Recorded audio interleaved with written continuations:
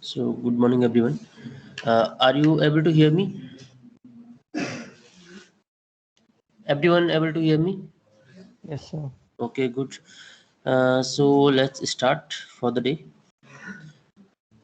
And today we are going to discuss about HTML forms.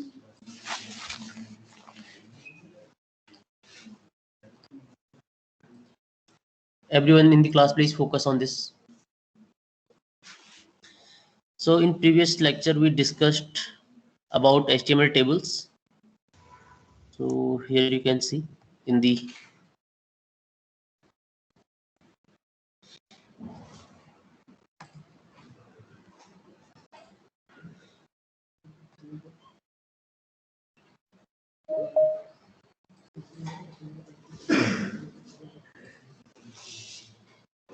so here are two assignments. First was a general assignment about setup things. So we already did all these things like setting up of Linux or Git or GitHub. Then we learned about few Linux commands. After that, there are few questions that test your general things like whether you can create an HTML file and run that. Similarly, for the PHP files, we talked about IP addresses and domain names a bit, right? How can you start a server or how can you stop a server? So that was first assignment. In the second assignment, we talked about HTML tables first. Third question is a simple question. You have to just visit this example.com, which is this, right? Right click and go to view page source. Here you will find out this source. You have to just make some changes in this code and then see how it affects this page, right? So this is also for practice purpose. You can see some text is bold, some is normal. There are some links. There is a different background color than this box, and there are curvy borders in this. Clear? So this was first question, third question of the assignment. Now second question is about assignment. Second question is about forms, HTML forms, which is very important. And why this is important? Because whenever you want to access some data from somewhere or you want to get some data, you have to use the form for that, right? Suppose you want to create a login form, you want to create a sign up form. These are important things, right? If you want to edit or update any information, you need form for that. Suppose you create your website and you are asking user to provide some details, right? So you need form for that. So this thing is very important in case of whether you are doing some front end development or back end development. In both the cases, in front end cases you can create form, you actually create HTML form, but that is always linked to backend. Otherwise what you are going to do with that, right? If the form is in front end only and it has no connection to backend, then what we are going to do with that, right? So the important thing is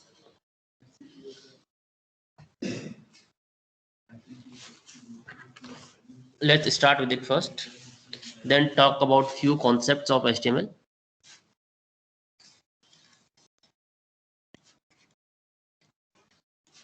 So HTML forms has multiple elements, right?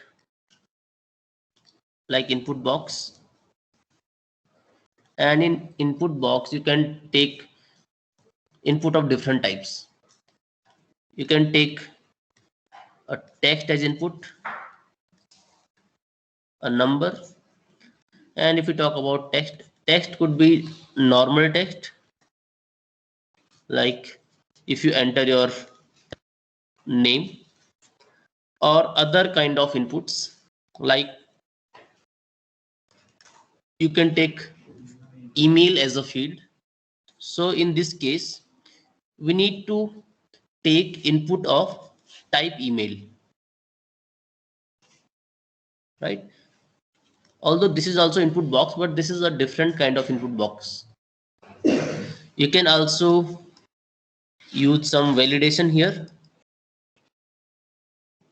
Validation means the input that you are entering, it should be email, right? If you try to do something like this, maybe you put xyz at and leave it like this. This is not a valid email, right?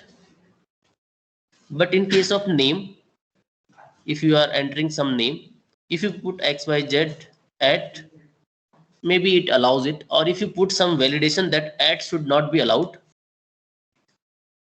then it will not be allowed. But you have to make your own validation in case of name, right? There is no inbuilt validation. Similarly, other than this, you can take passwords as input. And in case of passwords, you have always seen that we get something like this, star or maybe dot. So this should not be seen by any other people that are sitting around, right? So password fields are like that. Similarly, there are other fields also, like radio box. Radio box is generally used when you want to select one of the options.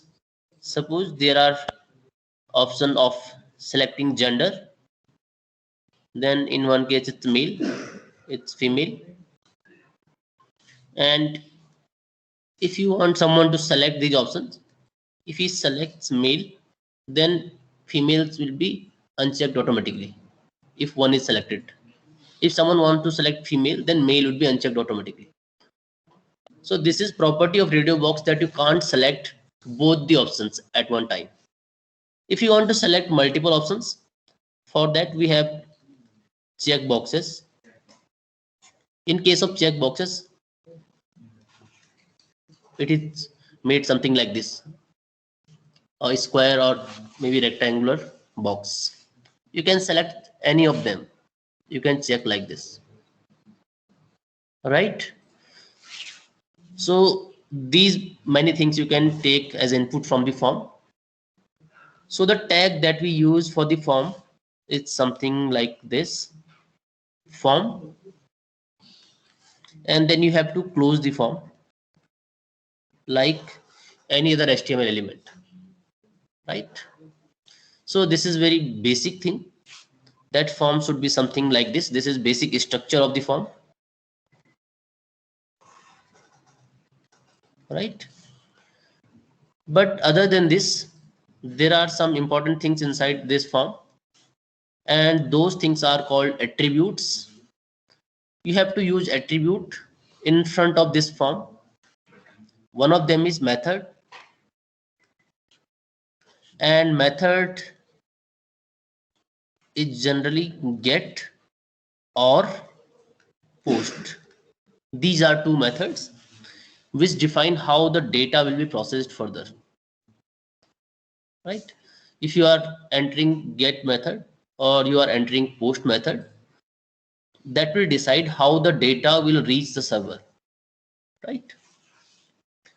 Other than this, there is one more attribute, which is action, and here we provide some URL, or you can say some, let me remove this URL from here. It could be any page of your website also, or maybe the similar page in which form is made. Suppose we have a index.php. Inside index.php you have this form, so you can also write index.php here, or you can provide some other name,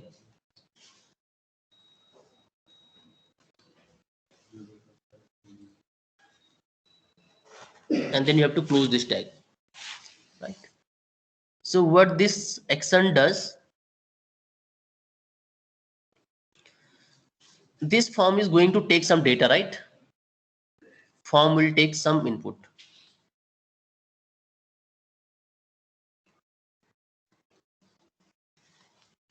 and this data will be processed somewhere.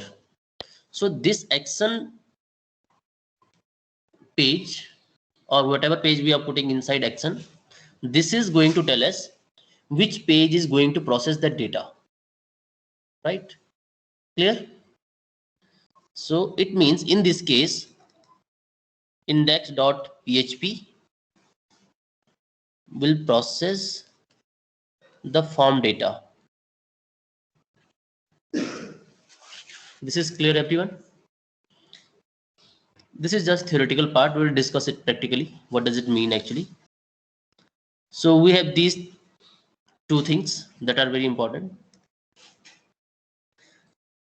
So let's first talk about this get and post in first case. So if we have get method or if we have post method, then what is the difference between these two?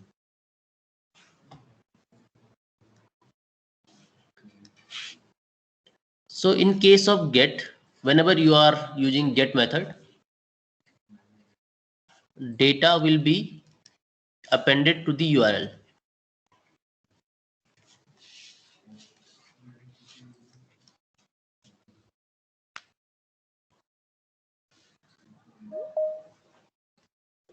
As a query string. जब Google पे आप लोग search करते हैं, जब आप लोग Google पे सर्च करते हैं तो जो भी लिखते हैं वो क्वेरी स्ट्रिंग की फॉर्म में अपेंड हो जाता है, देखा आप लोगों ने? ठीक है, वो गेट मेथड का काम है। इसका मतलब they are using get method. और जब हर चीज ऐसे जो भी आप सर्च करेंगे and it is getting appended to the URL, इसका मतलब वो सिक्योर है क्या? सिक्योर होगी क्या वो चीज जो ऐसे यूआरएल पे होके जा रही है? सिक्योर नहीं है, ठीक है। पोस्ट मेथड में क्या होता है? डेटा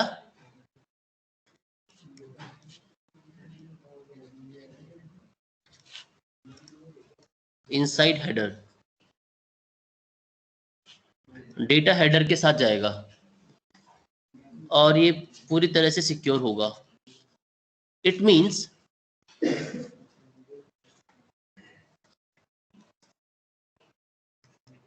अगर आपको सेंसिटिव इंफॉर्मेशन भेजनी है कहीं पे, तो for that you have to use post method.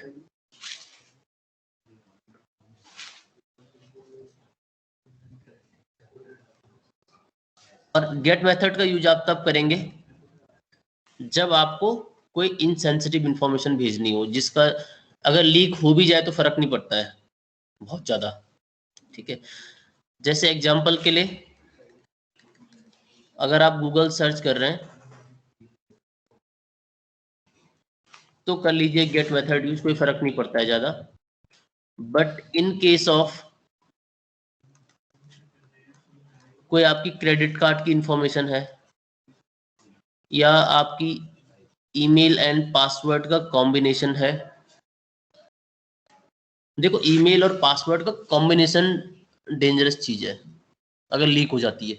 अगर सिर्फ ईमेल आईडी लीक होती तो वो तो लीक ऑलरेडी है ही, ठीक है। अगर सिर्फ पासवर्ड भी लीक हो जाता है और ये नहीं पता कि किस ईमेल आईडी से लिंक्ड है, तब भी कोई ज्यादा फर्क नहीं पड़ता है, क्योंकि ऐसे दुनिया में कुछ ना कुछ पासवर्ड्स होंगे जो सबको पता ही है कि ये पासवर्ड होते हैं, राइट। तो इतना, ये जो कॉम्बिनेशन है अगर ये लीक हो जाए तो बहुत ही डेंजरस है, बहुत ही क्रिटिकल है। Fourth thing about this,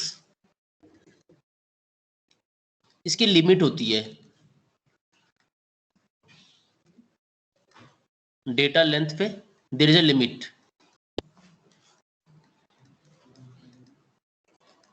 no limit on data length in case of HTTP, sorry, in case of post method. The fifth thing is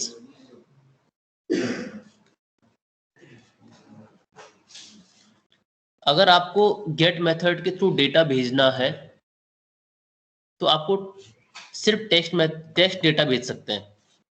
in case of post method आप किसी भी टाइप का data भेज सकते हैं,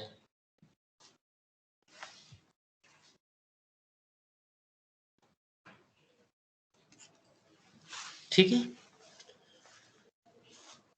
तो ये इनमें बेसिक डिफरेंसेस हैं जो आपके दो मेथड्स हैं गेट एंड पोस्ट में।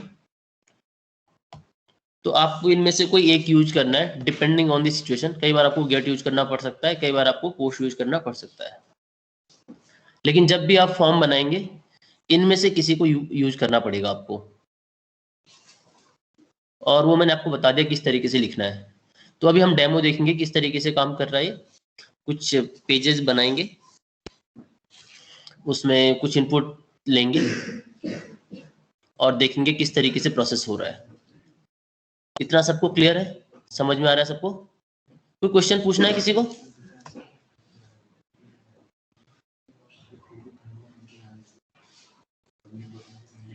ऑनलाइन जितने बच्चे बैठे हुए हैं किसी को कोई क्वेश्चन पूछना है बच्चों?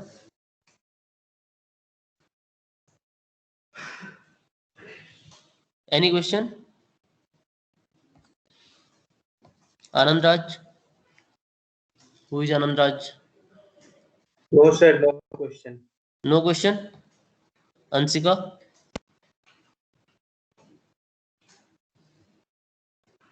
अंशिका?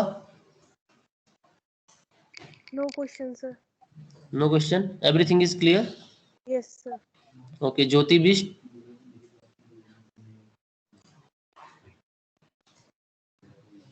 ज्योति, any question? No, sir. Okay, Kaustubh Thapliyal? Okay, Mayank Agarwal?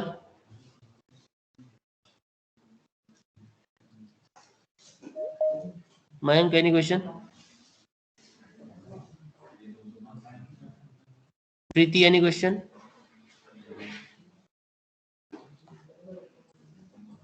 No, sir. Okay, Aakriti? Aakriti Dubey?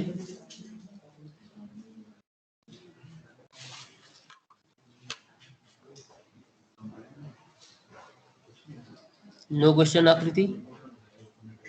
No, sir. Okay, so what I will do, let me open the file.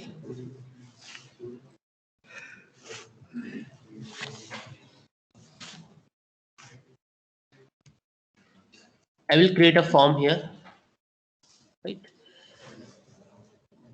I can write form.html as of now. So the first thing,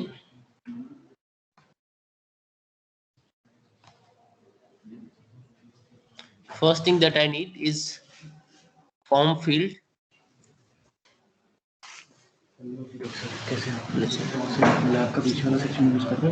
नहीं उधर नहीं। हाँ ठीक है, उधर ले सकते हैं। तो पहले से ये जबरदस्त। Okay, so the first tag is form and we have to use this tag, right?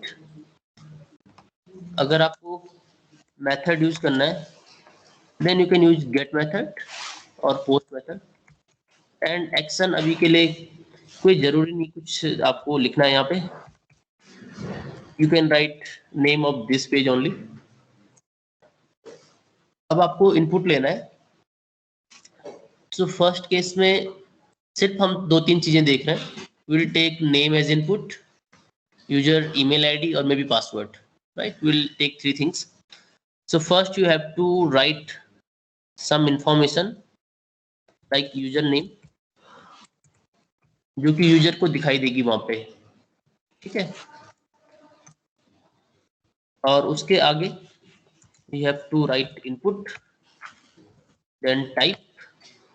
और देखिए यहाँ पे टाइप में आपको बहुत सारे दिख रहे हैं, button, check box, colour, date, time, email, file, hidden, image, month, number, radio, और देखिए बहुत सारी चीजें हैं, राइट? आप इनको यूज कर सकते हैं।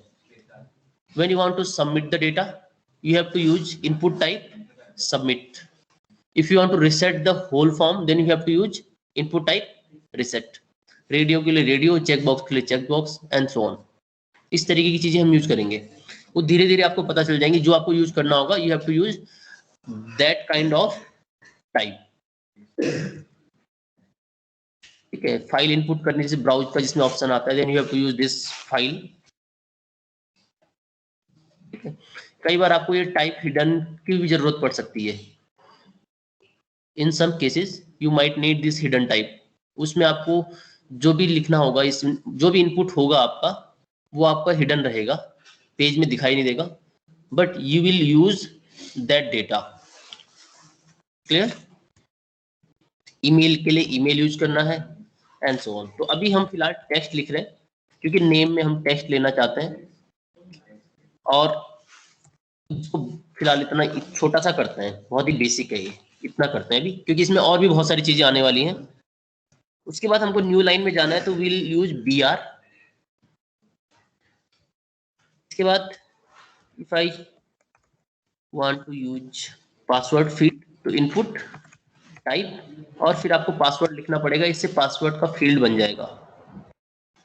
अगर आपको ईमेल आईडी देनी है तो राइट ईमेल लाइक दिस, या जैसे आपकी मर्जी है, क्योंकि ये फ्रंट एंड वाला पार्ट तो आप अपनी मर्जी से जो करना चाहें।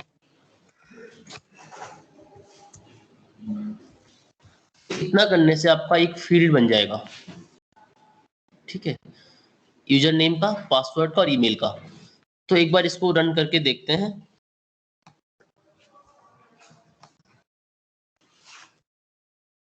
तो मैं डायरेक्टली लोकल होस्ट का भी यूज कर सकता हूं, क्योंकि मैंने htdocs के अंदर रखा हुआ है। तो ये आपको दिखाई देगा, यूजर नेम, पासवर्ड, ईमेल। अब कुछ कुछ चीजें ध्यान में रखने वाली बात यह है कि जैसे अभी यहाँ पे माउस का मैं क्लिक कर रहा हूँ, तो हमें यूजर को यहाँ पे कुछ हिंट देनी चाहिए कि आपको यहाँ पे यूजर नेम टाइप करना है, and that thing is called place holder, right? तो प्लेस होल्डर कैसे देते हैं? हाँ, आपको यहाँ पे लिखना है प्लेस होल्डर, और यहाँ पे आप एक हिंट दे सकते हैं, type your user name. Similarly in case of password you have to write place holder, यहाँ पे लिख लीजिए type your password, and similarly for this mail.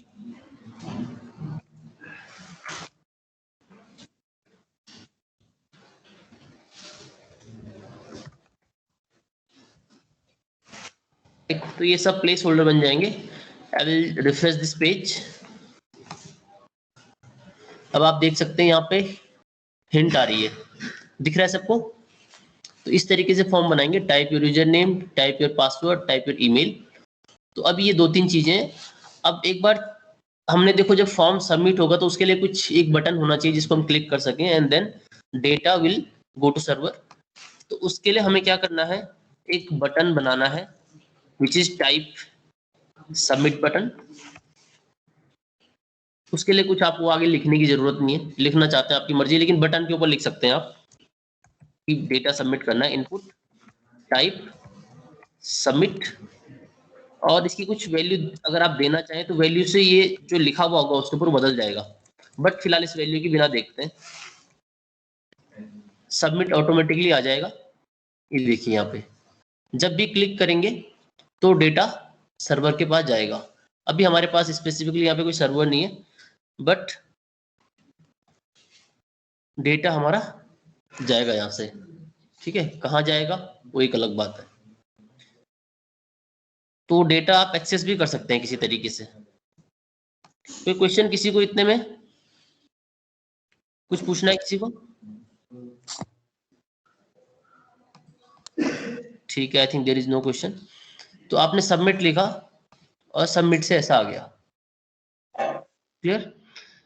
अब हम दूसरी बात ये कर रहे थे कि अगर आप वैल्यू बदलना चाहते हैं इसकी, तो you have to write value और क्लिक हियर। मैं क्लिक हियर लिखना चाहता हूँ, वहां पे रिफ्रेश करके देखते हैं, तो क्लिक हियर आ गया, वो बटन के ऊपर क्लिक हियर लिखा हुआ आ गया। तो आप यहाँ पे वैल्यू से बदल भी सकते हैं उसको, जो आप लिखना चाहते हैं। तो जैसे मैं लिखना चाहता हूँ click here to submit your data, बहुत बड़ा बटन बन जाएगा, लेकिन अभी समझने के लिए ठीक है, राइट?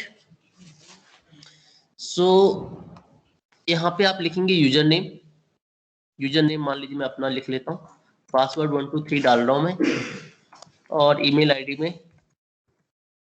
एक सिंपल यूजर नेम यूज करता हूँ, and then I am submitting data. अब आपको यूआरएल देखना है, ठीक है, मेरे पेज पे।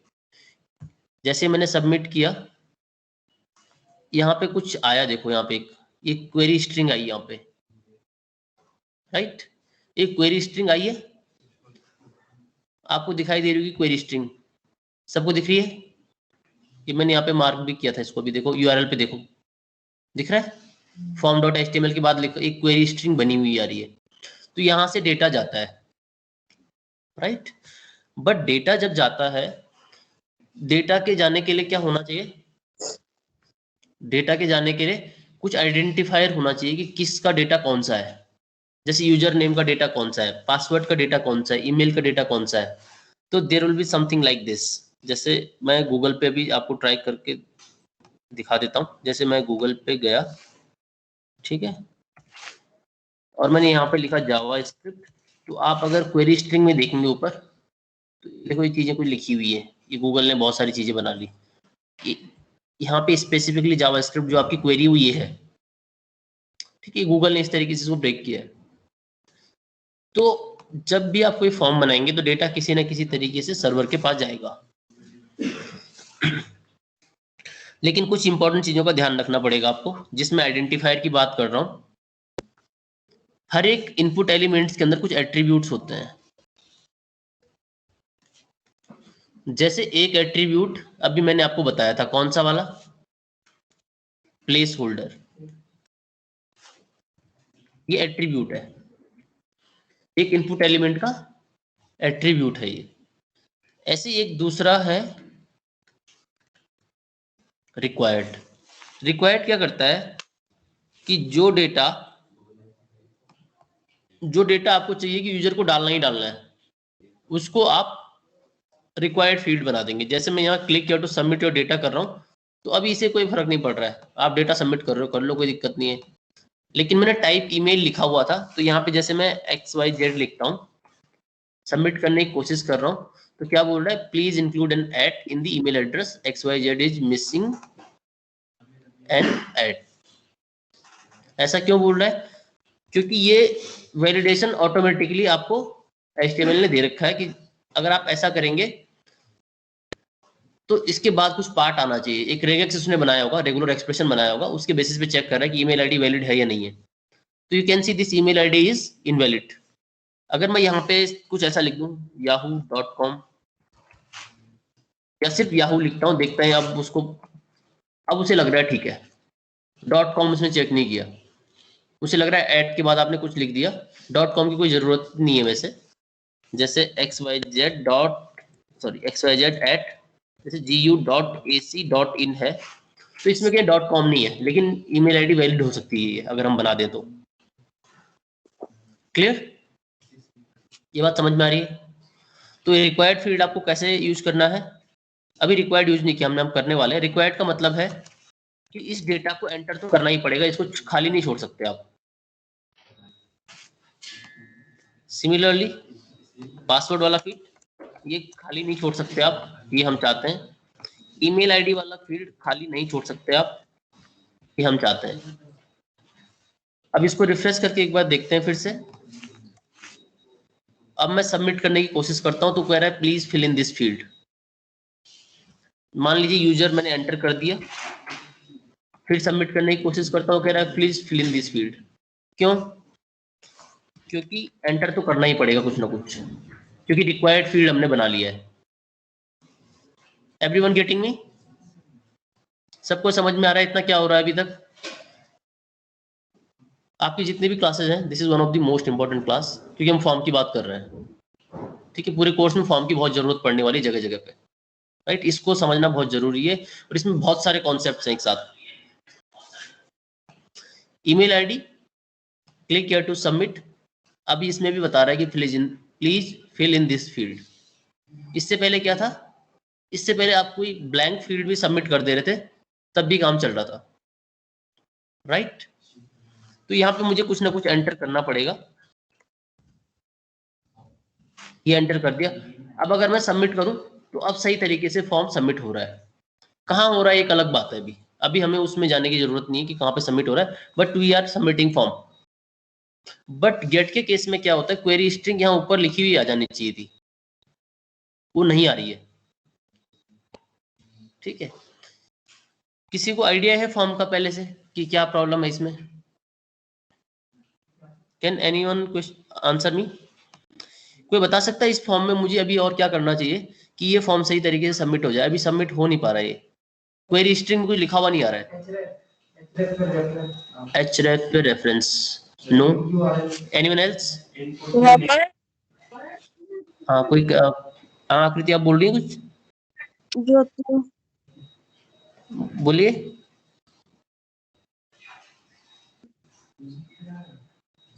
इनपुट में नेम एट्रीब्यूट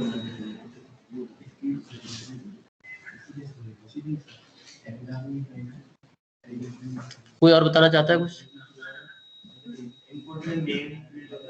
इनपुट में नेम फील्ड होना चाहिए, वेरी गुड। ठीक है, इनपुट में नेम फील्ड होना चाहिए। ठीक है, तो नेम फील्ड बहुत जरूरी चीज है। अगर नेम फील्ड नहीं होगा तो फिर फॉर्म का फायदा नहीं है कुछ। अब हमें करना क्या है, जैसे ये एट्रीब्यूट्स हैं place holder and required, there is one attribute name. ठीक है, तो जो नेम एट्रीब्यूट है हर एक एलिमेंट के साथ लिंक होगा।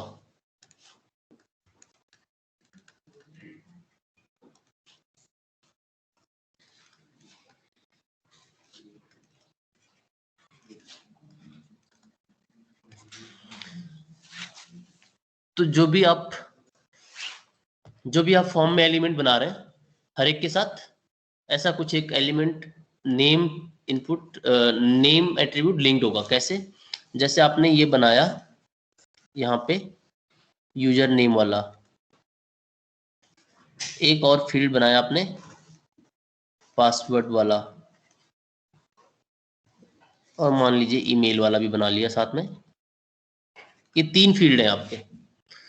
तो जब आप किसी को डेटा भेजेंगे तो डेटा के डेटा ऐसा होना चाहिए ना, पता चलना चाहिए कि किसका डेटा कौन सा है, कौन सा यूजर नेम है, कौन सा पासवर्ड है, कौन सा ईमेल है। राइट?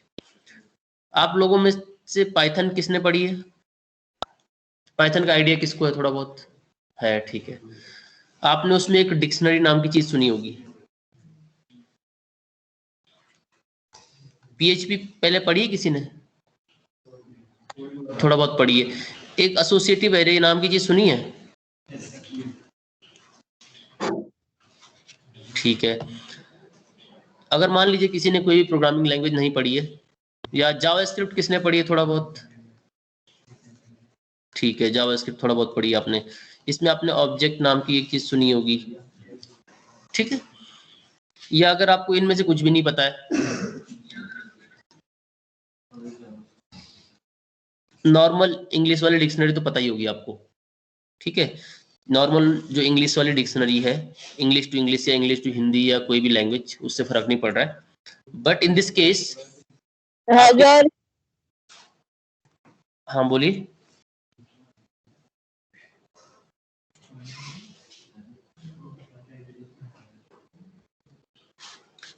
डिक्शनरी में एक वर्ड होता है, उसके कॉरस्पॉन्डिंग कोई मीनिंग होता है। राइट? ये सिमिलर चीजें हैं सारी। ये बात समझ में आ रही है जो मैं बोल रहा हूँ? जो बोल रहा हूँ अभी समझ में आ रहा है? नेम का क्या मतलब है वो तो समझेंगे अभी, लेकिन जो बोल रहा हूँ वो समझ में आ रहा है सबको? ठीक है, तो डिक्शनरी में क्या होता है, हर एक वर्ड के कॉरस्पॉन्डिंग कोई मीनिंग होता है। इसकी प्रॉपर्टी क्या है? वर्ड आपका यूनिक होना चाहिए। ये बात सबको समझ में आती है कि वर्ड यूनिक क्यों होना चाहिए? एक वर्ड को आप मल्टीपल जगह पे तो नहीं लिखेंगे ना। जो लेफ्ट साइड वाला पोर्शन है, राइट वाला पोर्शन हो सकता है। जैसे मल्टीपल वर्ड्स होंगे उनके सेम मीनिंग हो सकते हैं, लेकिन सेम वर्ड के 2 मीनिंग नहीं हो सकते। राइट?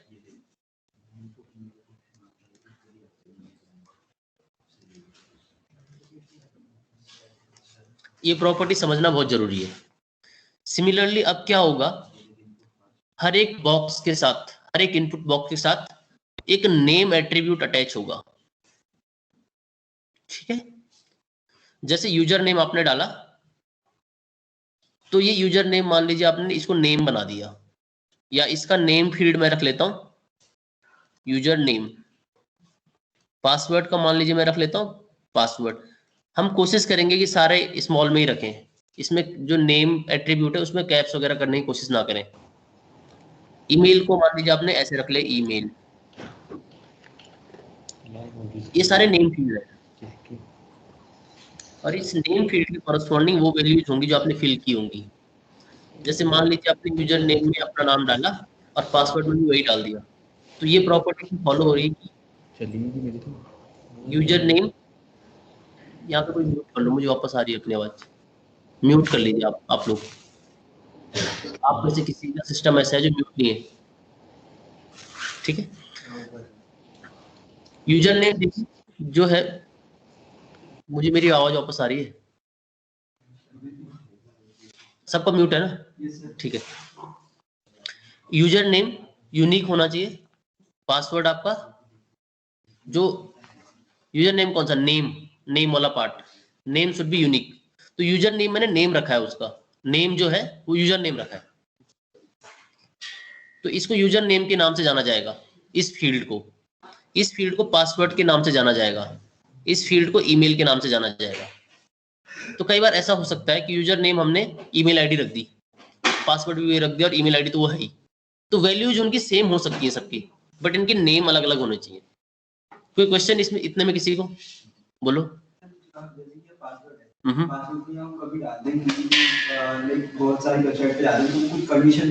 हाँ, वो तो रेगुलर एक्सप्रेशन है ना, ऑटोमेटा पढ़ा आप लोगों ने, बस वही तो है सारा खेल। हम वैलिडेशन लगाएंगे ना, हम जावास्क्रिप्ट देखो दो तरीके से लगता है वैलिडेशन, ठीक है। पहले इतना सबको क्लियर हुआ, कोई क्वेश्चन इतने में किसी को, क्योंकि वैलिडेशन वाले पार्ट पे पहुंच गए तो उसके लिए थोड़ा एक दो चीजें और देखनी पड़ेंगी। जैसे वैलिडेशन होता है, वैलिडेशन का मतलब है, जैसे यहाँ पे अभी सचिन ने क्वेश्चन पूछा कि बेसिकली इन्होंने पासवर्ड स्ट्रेंथ के बारे में क्वेश्चन पूछा। कई बार आपसे बोला जाता है कि आपके मिनिमम 12 कैरेक्टर्स होने चाहिए, इसके अलावा और चीजें उसमें होती हैं, एटलीस्ट 1 कैपिटल 1 स्पेशल कैरेक्टर, ऐसा कुछ होता है, 1 नंबर, इस टाइप की चीजें होती हैं, ठीक है। तो मेरा फर्स्ट आंसर इसमें यह है कि इसके लिए आपको वैलिडेशन लगाना पड़ेगा,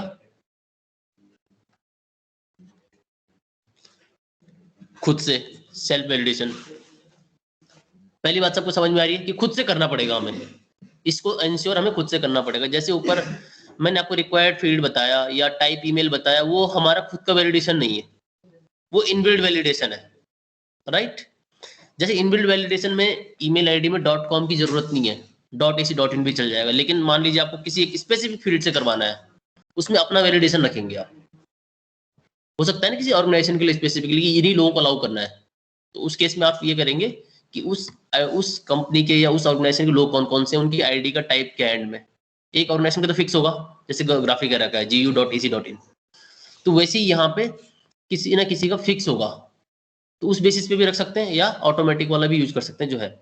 अब देखिए जो वैलिडेशन है वो दो टाइप से हो सकता है, दो क्वेश्चन है यहाँ पे, क्या हमें जावास्क्रिप्ट में करना पड़ेगा या किसी और में। तो अभी हम जावास्क्रिप्ट और पीएचपी की बात कर रहे हैं, तो मेरा जवाब ये है इसमें कि आपको दोनों पे लगाना पड़ेगा। अगर आपने कोई वैलिडेशन जावास्क्रिप्ट में लगाया उसको पीएचपी में भी लगाएंगे आप, ये जरूरी है। ये बात समझ में आई, ये पॉइंट समझ में आया कि दोनों जगह लगाना है। क्यों लगाना है वो उसकी बात नहीं कर रहा हूं अभी, लेकिन ये समझ में आना चाहिए कि दोनों जगह लगाना है, ठीक है। अब मेरा आप लोगों से क्वेश्चन है, जितने लोग ऑनलाइन बैठे हैं या ऑफलाइन बैठे हुए, कोई बता सकता है कि ऐसा क्यों कर रहे होंगे हम। अभी आपको गेस करना है, फिर मैं आंसर बताऊंगा, अगर आप नहीं बता पाएंगे तो। कोई गेस करके बता सकता है कि दोनों जगह लगाने की जरूरत क्यों पड़ रही है। ब्राउजर्स के लिए क्या मतलब है इसका। जैसे अगर हम गेट मेथड यूज करेंगे तो जब हम जो अपना क्वेरी भेजते हैं तो हम उसे टेम्पर कर सकते हैं, तो अगर उसको टेम्पर कर सकते हैं, ओके वहाँ पे टेम्पर हो गए तो वहाँ फिर उसका वो वैलिडेट वहाँ जाके होगी। राइट। देखो दो चीजें हैं, जैसे आपने फॉर्म बनाया आपने, अब स्क्रीन पे देखो, जैसे आपका कोई फॉर्म है, ये आपका फ्रंट एंड पे है फॉर्म, आपने यहां से वैलिडेट क्यों करना जरूरी है, पहला क्वेश्चन तो ये है।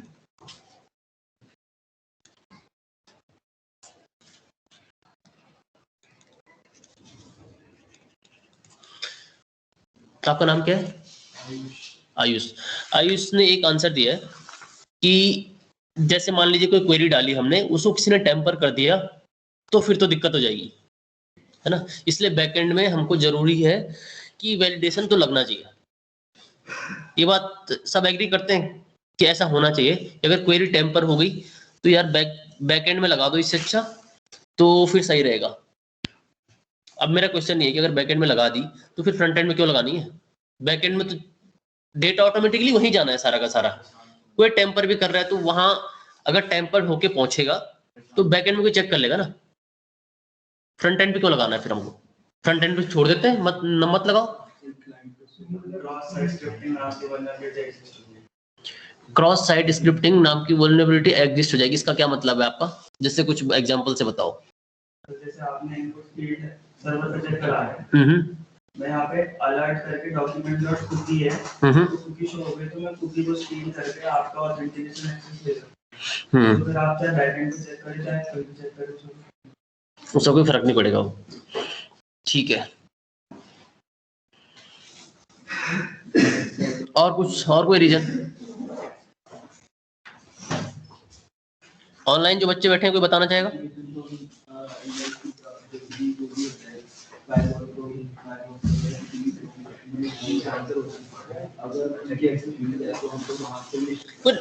नॉर्मल आंसर है वैसे, बहुत ज्यादा आपको क्लाइंट को शो करने के लिए, ओके। तो क्लाइंट को शो तो बैकएंड से भी हो जाएगा। जब मान ले एरर निकली, आपने पासवर्ड डाला, कुछ वो स्ट्रेंथ का था नहीं जो रिक्वायर्ड था, नहीं बैकएंड ही तो सारा प्रोसेस करके डेटा देता है आपको। फेसबुक की जो फोटो आती कहाँ से आती है? ठीक है सही जा रहे हो आप, बताओ और गेस करो। और कोई गेस करना चाहता है? देखो ये जो क्वेश्चन पूछा जा रहा है ना, क्वेश्चन का आपका सही या गलत जानने के लिए नहीं है कि आप सही आंसर दे रहे हो या गलत आंसर दे रहे हो, बस ये है कि आप क्या सोच रहे हो, ये जानना चाहता हूँ मैं बस, कि आप किस तरीके से सोच पा रहे हो चीजें। ये इनका सही जवाब था कि टेम्पर्ड होता है डेटा तो बैकएंड में तो जरूरी है। देखो ये बात तो कंफर्म हो गई कि बैकएंड में वैलिडेशन जरूरी है। अगर नहीं होगा तो आपने आगे से सही डेटा भेजा, बीच में कोई हैकर आया, उसने आपका डेटा टेम्पर किया, चेंज किया डेटा को, वहां से चेंज करके भेज दिया। एक और बता देता हूँ इसमें रीजन। जो डेटा टेम्पर होता है, देखो वो तब की बात है जैसे आपके पास फेसबुक का फॉर्म आया एक, है ना, फॉर्म आया, फॉर्म में डेटा भरा, तो फ्रंट एंड से दिखा आपको डेटा भरता हुआ। कोई हर बार जरूरी नहीं है कि हर बार आपको एक ऐसा इंटरफेस मिले जहां से डेटा भरना है। कई बार आप नॉर्मल रिक्वेस्ट भी तो डाल सकते हैं, जैसे आपने कोई एपीआई रिक्वेस्ट है, वहां से डेटा भेज रहे हैं, ऐसा भी तो हो सकता है। जैसे आप ट्वीट करते हैं ना, ट्वीट करने के लिए आप क्या करते हैं कि एक twitter.com वाली वेबसाइट ओपन करते हैं और वहां पे ट्वीट लिखते हैं और क्लिक का बटन दबाते हैं, उस तरीके से करते हैं। लेकिन एपीआई के थ्रू आप बिना उस इंटरफेस का यूज किए भी तो वो काम कर सकते हो, यस और नो? कर सकते हैं ना। तो उस केस में फिर फ्रंट एंड की तो बात ही नहीं हुई, डेटा तो एपीआई के थ्रू डायरेक्ट बैकएंड पे गया, तो फ्रंट एंड वाला क्या कर लेगा उस टाइम पे? फ्रंट एंड के वैलिडेशन तो कोई मतलब ही नहीं रहा ना। ये बात आ रही है समझ में? ये बात समझ में आ रही है, राइट? जैसे देखो एग्जाम्पल के लिए सिंपल सी बात है, देखो एग्जाम्पल कैसा है, अभी कोविड टेस्ट हो रहे हैं, प्रीवियस 72 आवर्स का ऐसा है कि माना जाएगा। 72 आवर्स के बाद हो गया तो जहां पे जा रहे हो आप, जहां अंदर गए, जहां पे बोलो कोविड रिपोर्ट दिखाओ, वहां अंदर जाके हो गया तो खुद ही सोचो, है ना। सिंपल सी बात, यही फ्रंट एंड बैक एंड का कॉन्सेप्ट है। वो फ्रंट एंड वाला पार्ट है कि रिपोर्ट चाहिए, बट बैक एंड ऐसा है कि बैक एंड भी तो प्रॉब्लम कर सकता है वहां पे। वहां पे भी तो हैक हो सकता है कोई सिस्टम, इम्यूनिटी हैक हो सकती है बैकएंड में। तो ये वाली प्रॉब्लम है। इस चीज से समझ में आ गया सबको कि बैकएंड में क्यों जरूरी है, ये वाला क्लियर है राइट। अब फ्रंट एंड में क्यों जरूरी है, ऐसा ही सिमिलर आंसर होना चाहिए उसका भी, फ्रंट एंड वाले का भी। सोचो कुछ, बताओ कोई आंसर दे सकता है ऑनलाइन बच्चों, कोई बैठा हुआ है जो किसी के मन में कोई आंसर आ रहा हो बताइए। मुस्कान त्यागी बताइए।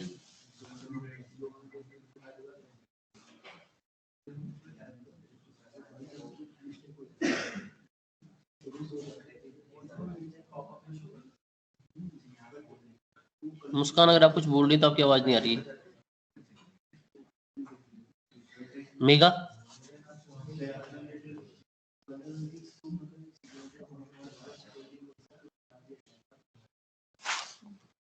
आपकी आवाज नहीं आ रही मुझे। मयंक, मयंक अग्रवाल,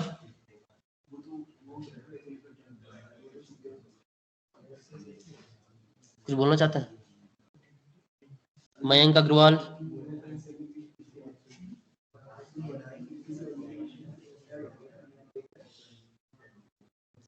आप लोग ऑनलाइन बैठे हुए हैं कि नहीं बैठे हैं?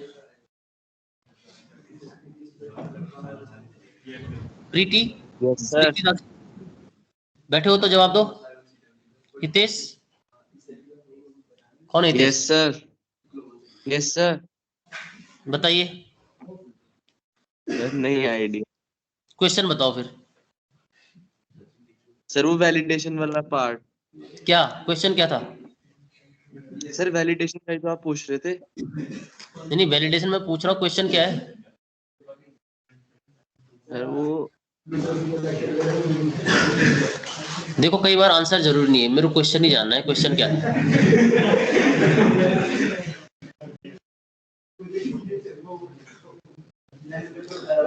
ऑनलाइन बैठ के क्या करोगे देश? सर सुन रहा था। ऋषभ कुछ बोल रहे हैं, ऋषभ डिम्बी।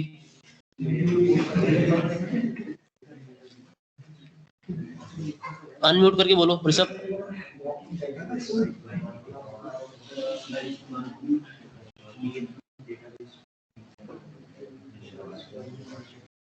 इसी का जिंदल,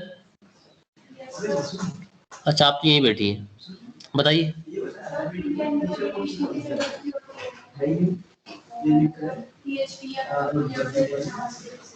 आंसर पता है क्या है?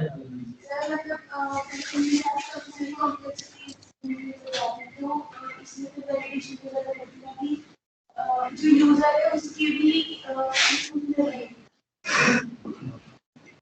ओके, कुछ हद तक आप सही है, ठीक है। थोड़ा और क्लियर करो इस आंसर को, और कौन कर सकता है इनसे हिंट लेके, कोई कर सकता है कुछ थोड़ा बहुत, जो इसी का नहीं बताया। इन्होंने कहा बैकएंड में जाके कॉम्प्लेक्सिटी बढ़ जाती है, एग्जैक्टली ये नहीं है आंसर, बट ठीक है आप इससे थोड़ा बहुत ले सकते हैं आइडिया।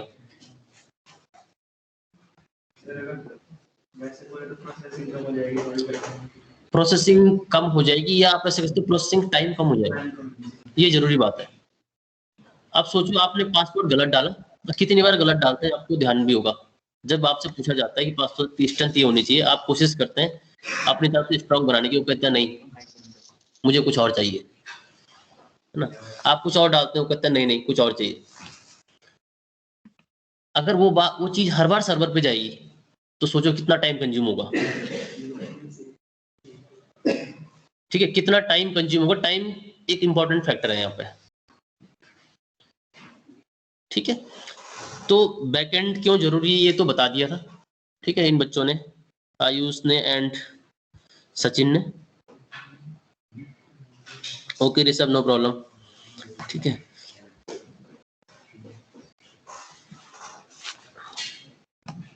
तो हमने जो फ्रंट एंड वाला पार्ट और बैक एंड वाला पार्ट डिस्कस किया। Validation is necessary in case of PHP या बैक एंड वाले पार्ट के लिए।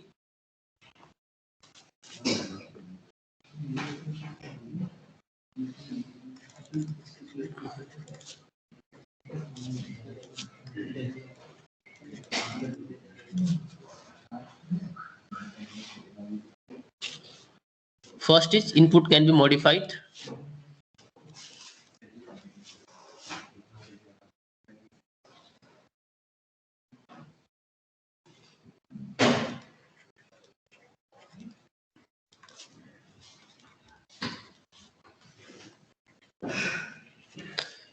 ठीक है, पहला पार्ट तो ये हो गया। सेकंड पार्ट क्या है? सेकंड पार्ट ये था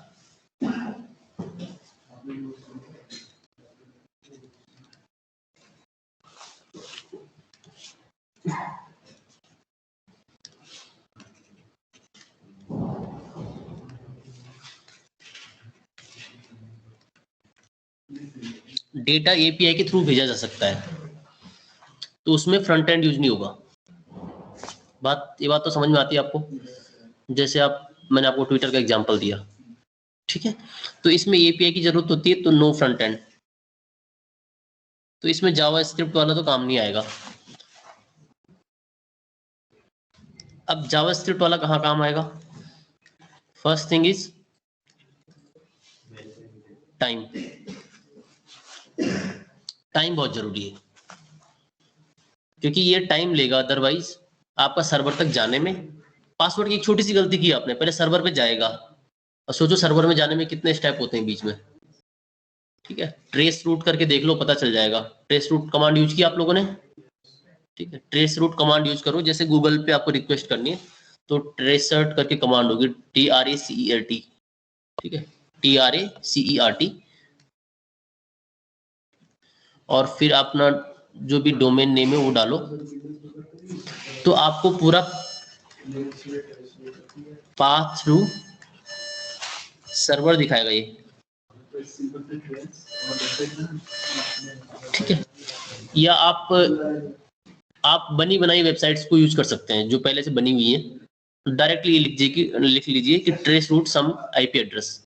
ट्रेस के आगे URL देना है। हाँ, वेबसाइट का, उसी को एक्चुअली ट्रेस रूट का दो कमांड होती है हमारे पास, आपने सुनी भी होंगी पॉपुलर कमांड। एक पिंग कमांड होती है और एक ट्रेस रूट होती है। आपने नेटवर्क पढ़ लिया अभी तक कि अभी पढ़ रहे हैं?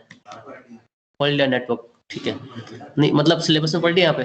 अगर अपनी मर्जी से पढ़ा तो बहुत अच्छी बात है, नहीं तो सिलेबस में पढ़ेंगे शायद से आपकी चीजें। तो एक पिंग होता है, पिंग क्या बताता है कि सर्वर से रिस्पॉन्स आ रहा है या नहीं आ रहा है, सोया हुआ तो नहीं है कहीं सर्वर, ठीक है। जैसे मैं बीच में चेक करता हूँ कोई सोया हुआ तो नहीं है, ये पिंग है, ठीक है। ट्रेस रूट क्या हुआ, मैं पूरा पाथ चेक करता हूँ कैसे कैसे जा रहा है। जैसे आप यहाँ से घर गए तो मैं पूरा चेक कर रहा हूँ, अच्छा यहाँ से बाइक उठाई, पहले गया होटल में, गई रेस्टोरेंट में गया, खाना पीना खाया, फिर घर कॉल किया कि मैं आ रहा हूँ, अभी क्लास चल रही है, ठीक है। फिर कहीं और गया, मॉल वगैरह में गया, घूमा, फिर घर बताया कि 5 बजे अब क्लास खत्म हो रही है, जबकि यहाँ से 12 बजे निकल गया था। फिर घर पहुंचा और अगले दिन फिर यहाँ आया। तो ये ट्रेस रूट है, ठीक है। ये ट्रेस रूट है कि मैं पूरा पार्ट ट्रेवर्स कर रहा हूँ, आपको कहाँ से कहाँ जा रहा है। There are two kind of command, ठीक। और जो अभी चेक कर रहा हूँ पिंग है कि उठे हो क्या, जागे हो क्या, सोए हो क्या, क्वेश्चन पूछो, आंसर दो। पिंग तो राउट टेबल पर डिपेंड करता है। पिंग राउट टेबल पे डिपेंड करता है। ट्रेस देखो, कमांड तो चीजें तो दोनों सिमिलर ही यूज कर रहे हैं। पिंग क्या कर रहा है, पिंग तो आपको ये सिर्फ ये बता दे रहा है कि वो सर्वर तक आप पहुंच पा रहे हैं कि नहीं पहुंच पा रहे हैं। नहीं सर, ऐसे जैसे कि हम जब पिंग कमांड यूज कर रहे हैं तो वो बेसिकली राउट टेबल चेक करता है, तब जाकर वो अलाउ करता है, मतलब तब जाकर रिस्पांस करता है। और तो ट्रेस भी उसी तरह से ट्रेस उसी तरीके से यूज होता है। अगर हमारी राउट टेबल नहीं मैच करे किसी वेबसाइट से, वेबसाइट से मैच नहीं करेगा, क्या मतलब? मतलब जैसे कि हमारे कुछ राउट टेबल में रूल्स होते हैं, तो जब तक हमारे राउट टेबल के रूल्स नहीं मिलते, पिंग कमांड अलाउ नहीं करता, मतलब पिंग रिस्पांस नहीं करता। ओके, आपका कहने का मतलब कई बार ब्लॉक होती हैं चीजें। हाँ। पिंग ब्लॉक होता है कई बार। जैसे कि इस सिस्टम की राउट टेबल इस सिस्टम से मैच नहीं करेगी तो ये एक दूसरे को पिंग नहीं करेंगे। लाइक जैसे कि हम जब राउट टेबल में होता है तो सर रूल्स ऐसे अलाउ होती है, हम राउट टेबल में जाते हैं। तो मैं ये पूछ रहा हूँ, जैसे ट्रेस है, ट्रेस का इससे कोई रिलेशन है राउट टेबल का? देखना पड़ेगा डिटेल में क्वेश्चन आपका। कि राउट टेबल सर अगर राउट टेबल से रिलेट हुआ तो शायद अगर हमारे सिस्टम में उसकी मतलब नहीं, अगर आपका क्वेश्चन इस तरीके से कि कई बार क्या होता है कि ब्लॉक होती हैं कोई चीजें। ट्रेस रूट बेसिकली क्या करता है, जैसे चार सिस्टम है, मैं यहाँ से कमांड चलाऊंगा, वेबसाइट वहाँ है और मुझे चार जुड़े हैं। हाँ, वही बताएगा कि कितने इको सिस्टम है। वो देखिए अगर इस सिस्टम में फायरवॉल है तो वो यहीं तक ही जाएगा, तो हाँ। आपको पता लग जाएगा कि एक सिस्टम है, उसके बाद फायरवॉल। ट्रेस रूट से ये बताता है कि बीच में कितने हॉप्स हैं। हाँ, हॉप्स बताता है एक्चुअली। ठीक है, जैसे अभी आपका आईएसपी होगा तो पहले आपसे आईएसपी का कोई एक राउटर होगा एक फिक्स, वहां तक गया आपका रिक्वेस्ट, उसके बाद किसी दूसरे जैसे हो सकता है आपका सर्वर जिस पे भी रिक्वेस्ट कर रहे हैं आप, कोई जरूरी तो नहीं इंडिया में ही है सारे, हो सकता है कहीं ऑस्ट्रेलिया में हो या यूएसए में हो, तो यूएसए तक कैसे पहुंचा हो, अब फिर वहां से जो रिस्पॉन्स आया कैसे आया, इसका पाथ पूरा जो होगा एक सर्वर से दूसरे सर्वर पे जाने का पूरा बताएगा आपको। ये ट्रेस रूट का काम है। राउट टेबल जैसे राउट टेबल में दिया हो, जैसे अगर कोई इंटरनेट सिस्टम है, उसके सिस्टम में राउट टेबल में दिया हो कि कोई एक्सटर्नल आईपी ना है, और हमने वहां पे क्योंकि ब्लॉक तो कर ही सकते हैं हम इनको, मतलब वो तो रूल तो हो ही सकते हैं। जैसे कि अज्यूम करते हैं सर, जो हम ट्रेस कर रहे हैं जिस वेबसाइट को, उसकी आईपी है 172 समथिंग है, तो सर मेरे सिस्टम है, मेरा सिस्टम उस आईपी को अलाउ नहीं करता, और मुझे वो वेबसाइट रेस्क्यू करनी है, एक्सेस करनी है, तो जब मेरा सिस्टम अलाउ नहीं कर रहा राउट टेबल को, तो फिर वो तो मतलब हाँ, तो नहीं कर पाएगा ना, वो भी कहाँ कर पाएगा। डिपेंड करेगा। क्योंकि जब मुझे लग रहा है पिंग कर पा रहा है तो पिंग के साथ, पिंग और ट्रेस रूट के साथ सिमिलर ही होंगी सारी सिचुएशंस। ठीक है, तो ये दो टाइप के कमांड्स का यूज कर सकते हैं आप, इससे आपको पता चल जाएगा कहाँ कहाँ होके जा रहा है। ठीक है, तो हम कहाँ से कहाँ पहुंच गए थे अभी,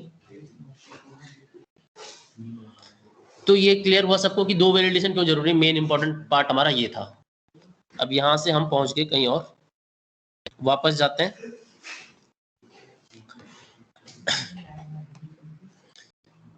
तो हमने जो स्टार्ट किया था एक्चुअली नेम फील्ड से किया था।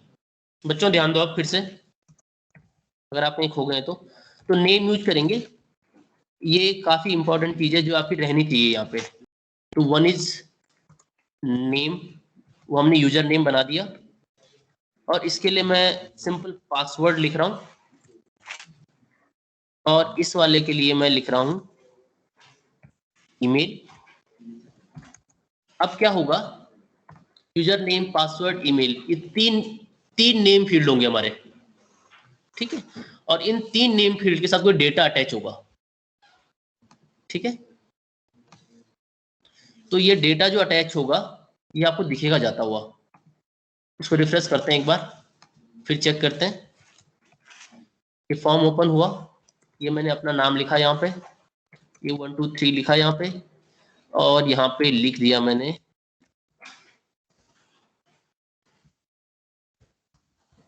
एक ईमेल आईडी, सबमिट किया। अब देखो ऊपर यूआरएल पे दिख रहा है, इस आईडी को मैं पूरा कॉपी कर लेता हूँ एक बार, और आपके यहाँ पे कॉपी करता हूँ, पेस्ट कर देता हूँ इधर, ताकि आपको दिखे आसानी से क्या है। तो ये डैशबोर्ड, लर्न, वेब डेव, यहाँ तक की जरूरत नहीं है। ठीक है, या इस फोल्डर को रहने देते हैं, बाकी का हटा देते हैं ताकि पढ़ने में आसान रहे। तो अब आप ये देखो, जो फॉर्म सबमिट हुआ form.html, ये लर्न वेब डेव को भी हटा देते हैं यहाँ से, और फिर क्वेरी स्ट्रिंग बनी, ये बनी क्वेरी स्ट्रिंग। क्वेरी स्ट्रिंग क्या बता रही है कि आगे कोई क्वेरी है जो कि आपने यहाँ से डाली है, उस सर्वर की तरफ जा रही है। क्वेरी स्ट्रिंग में देखो सबसे पहला पार्ट है यूजर नेम, जो ऊपर से आया है यूजर नेम, उसके बाद जो नाम मैंने डाला वो कुछ भी हो सकता था, उसके बाद एंड, और फिर पासवर्ड फील्ड। पासवर्ड फील्ड वो भी नेम से आया है, अगर आप ऊपर नेम बदलेंगे तो पासवर्ड फील्ड बदल जाएगा। फिर पासवर्ड की वैल्यू, यहाँ देखो पासवर्ड दिख भी रहा है आपको, क्योंकि अगर गेट मेथड होगा तो सब दिख जाएगा, सेंसिटिव इन्फॉर्मेशन सारी लीक हो जाएगी। तो ऐसा नहीं करना है, जब भी आप कोई ऐसा फॉर्म बनाए पासवर्ड जैसा, तो इसको पोस्ट बनाना है। ईमेल, अगला ऊपर से नेम आया उठ के, और फिर ईमेल आईडी, और ये बाकी बीच में जो परसेंटेज का साइन एंड ऑल दैट ये सब दिख रहे हैं आपको, ये कोड है उन वैल्यूज के। जैसे मैंने @ लिखा, ठीक है, तो परसेंटाइल और 40 लिखा हुआ है, यानी कि परसेंटाइल 40 से हमारा एट का मैपिंग है। ऐसी स्पेस की मैपिंग होती है, तो स्पेस कैसे दिखाएगा ऊपर?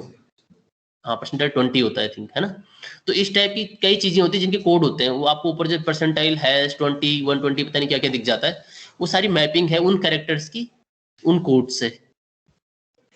ये बात सबको समझ में आई? ठीक है।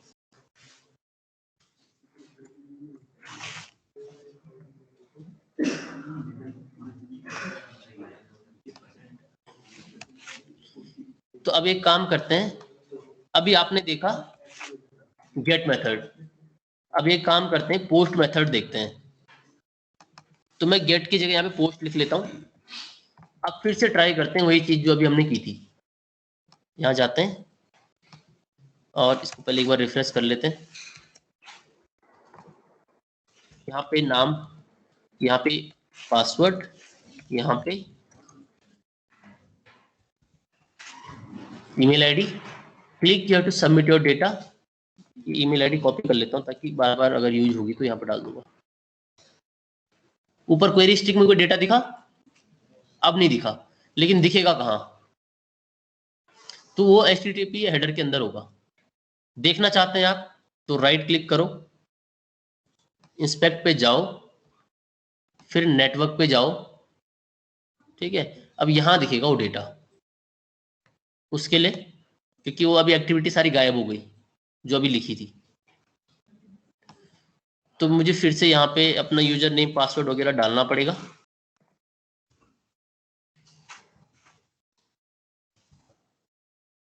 पासवर्ड 456 डाल रहा हूँ, इस बार चेंज कर देता हूँ, फिर सबमिट करते हैं। अब देखो यहाँ पे एक्टिविटी दिख रही है आपको, एक पेज दिखा। इस पेज पे क्लिक करेंगे, हेडर्स पे जाएंगे, ये हेडर दिख रहा है, ये तो प्रीव्यू था, यानी कि उस जो ये पेज है आपका उसका क्या प्रीव्यू है।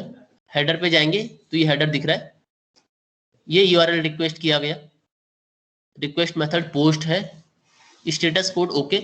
जब भी कोई HTTP रिक्वेस्ट जाती है, there is a status code जो दिखाता है आपको कि उस स्पेसिफिक जो रिक्वेस्ट आपने डाली है उसका रिस्पॉन्स क्या आया, या किस टाइप का उस पेज को कोई एरर तो नहीं है, जैसे 404 आती है, या कई बार 505 आपने देखी होगी, ठीक है। तो इस टाइप की बहुत सारे एरर होते हैं, उनके अलग अलग कोड होते हैं। तो 200 का मतलब है सब कुछ ठीक ठाक है।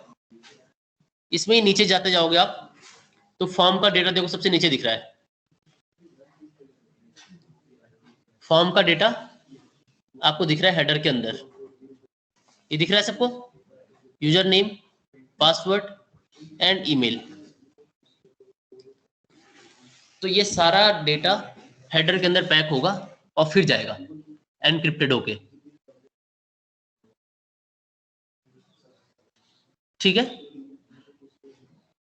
तो बेसिकली आपको सिर्फ ये दिखाने के लिए था, जब भी आपको कोई डेटा अगर पोस्ट से भेज रहे हैं या गेट से भेज रहे हैं, अपने पेज से कोई टेस्टिंग कर रहे हैं और आप पोस्ट मेथड यूज कर रहे हैं, तो आपको यहाँ पे दिख जाएगा कि क्या डेटा जा रहा है। कई बार होता है ऐसा, जैसे आप सी का प्रोग्राम रन करते हैं तो कुछ एरर्स आते हैं, उनको डिबग करते हैं आप, राइट।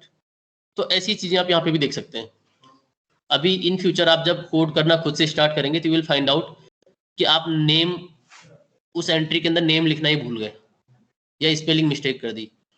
तो जब आप फॉर्म सबमिट करेंगे तो हो सकता है आपको एरर पता ना चले, बट डिबग करने के ये तरीके हैं। आप देखोगे अच्छा ये डेटा यहाँ से जा रहा है, या हो सकता है वो डेटा इनपुट ही ना हो पा रहा हो, कुछ और दिक्कत हो सकती है, राइट। अभी इसमें था वो स्टेट 200 थी, इसमें ये बता रहे हैं सब कुछ ओके है, ऐसे कभी कभी आता है 404। तो सर ये पता मतलब सर्वर मतलब ब्राउज़र को कैसे पता पड़ता है कि यही है? सर्वर भेजता है ना वहां से। कौन सा सर्वर? देखो जैसे आपने google.com पे google.com/abcd.html भेजा रिक्वेस्ट में, तो आप यहाँ से जैसे आईपी, जैसे हम ट्रेस रूट की बात कर रहे हैं, तो वो फाइंड आउट कर रहा है कि उस सर्वर पे जाके स्पेसिफिकली google.com के सर्वर पे जाएगा ना, क्योंकि आप जब आपका यहाँ पे जो सर्वर बना हुआ है, सर्वर कौन सा, जैसे google.com वाला, या यहाँ पे लोकल होस्ट का केस है, लोकल होस्ट के केस में मैंने form.html लिखा, अगर मान लीजिए मैं form1.html लिख दूं तो उसको मिलेगा पेज लोकल होस्ट पे? नहीं मिलेगा ना, तो वो बताएगा ये पेज नहीं एग्जिस्ट करता, तो 404 हो गया।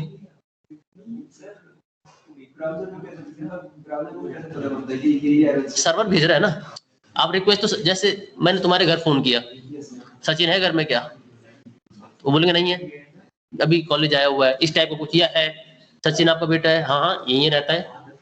मतलब ये सेंट्रलाइज्ड जो सर्वर है इनके लिए सब डिस्ट्रीब्यूट साइड है, अलग-अलग सर्वर पर, तो सर इसका कुछ रूल लिख रखा है क्या, जैसे कि ये जैसे कि एक सेंटर रूल होगा ना। एज अ डेवलपर जब तुम अपनी वेबसाइट बनाओगे तो तुम एक 404 की पेज भी बनाते हो, बाय डिफॉल्ट बनती है क्या?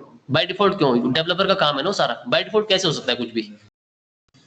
अभी आप अगर ग्राफिक एरर कोई एक वेब पेज खोलने की कोशिश करो, एक कार्टून सा बन के आएगा, 404 भी लिखा होगा, जैसे कि हम वो पेज बना रखा है कि अगर ये पेज नहीं मिलेगा 404 कोड होगा।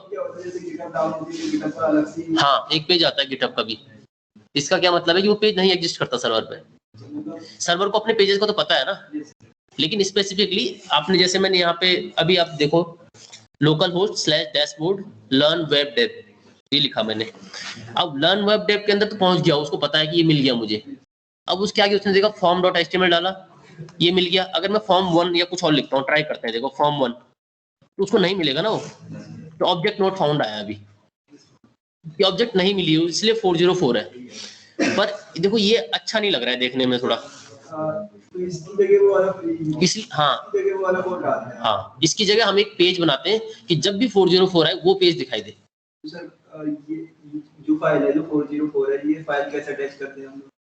ये फाइल मतलब जो कोड है 40 जब 404 पे एरर आएगी तब शो करना है वो वाला कोड। तो हम कोड चेक करने का हमारे पास ये तो हमको जब हम कोई भी लैंग्वेज में प्रोग्रामिंग कर रहे हैं तो वो हमको अलाउ करेगा ये चीजें, वो देगा हमको ये चीजें कि कोड कैसे चेक करते हैं। जब कोड चेक होगा तो उस कोड पे कंडीशन आप लगाएंगे कि अगर ये कोड आ रहा है तो इस टाइप का पेज दिखाना है। आप स्पेसिफिकली बैकएंड करता होगा ये बैकएंड काम करता है, ये फ्रंट एंड का काम नहीं है। डेटा तो बैकएंड ही भेजता है ना मोस्टली डेटा, अगर फ्रंट एंड ही डेटा भेज देता सब कुछ तब तो स्टैटिक हो जाता ना, बट ऐसा थोड़ा ना है, हम तो मोस्टली डेटा बैकएंड से उठाते हैं, डेटाबेस तो लिंक रहता ही है हर जगह। अगर आपको फ्रंट एंड में चीजें चेंज करवानी, जैसे आप कोई गेम बनाते हैं, गेम खेले होंगे आपने बहुत सारे जो जावास्क्रिप्ट से बने हुए से, ठीक है, तो वो क्या कर रहे हैं, उन गेम्स का काम क्या है, उन गेम्स का काम ये है कि वो फ्रंट एंड में आपके लिए जावास्क्रिप्ट का कोड पूरा रख देते हैं। अगर आपको कुछ बॉडी से हटाना है, जोड़ना है, होती है ना चीजें, ऐसे गेम्स होते हैं बहुत सारे। जैसे एक एग्जांपल मैं आपको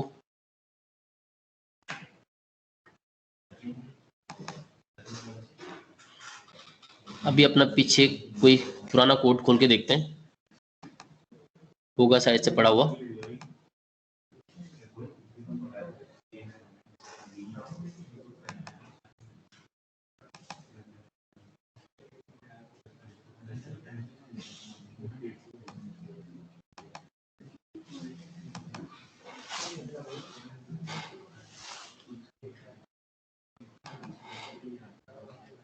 तो सेम है,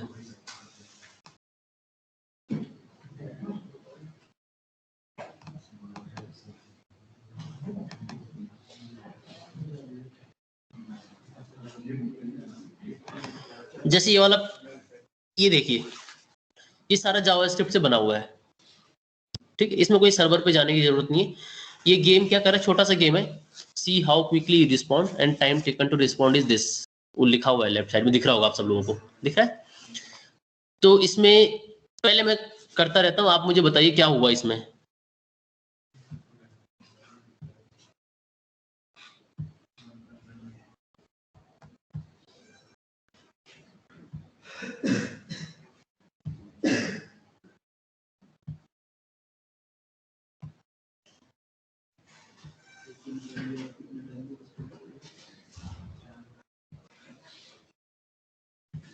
क्या कर रहा है ये गेम, छोटा सा गेम है जावास्क्रिप्ट, ये सिर्फ जावास्क्रिप्ट से बना हुआ है।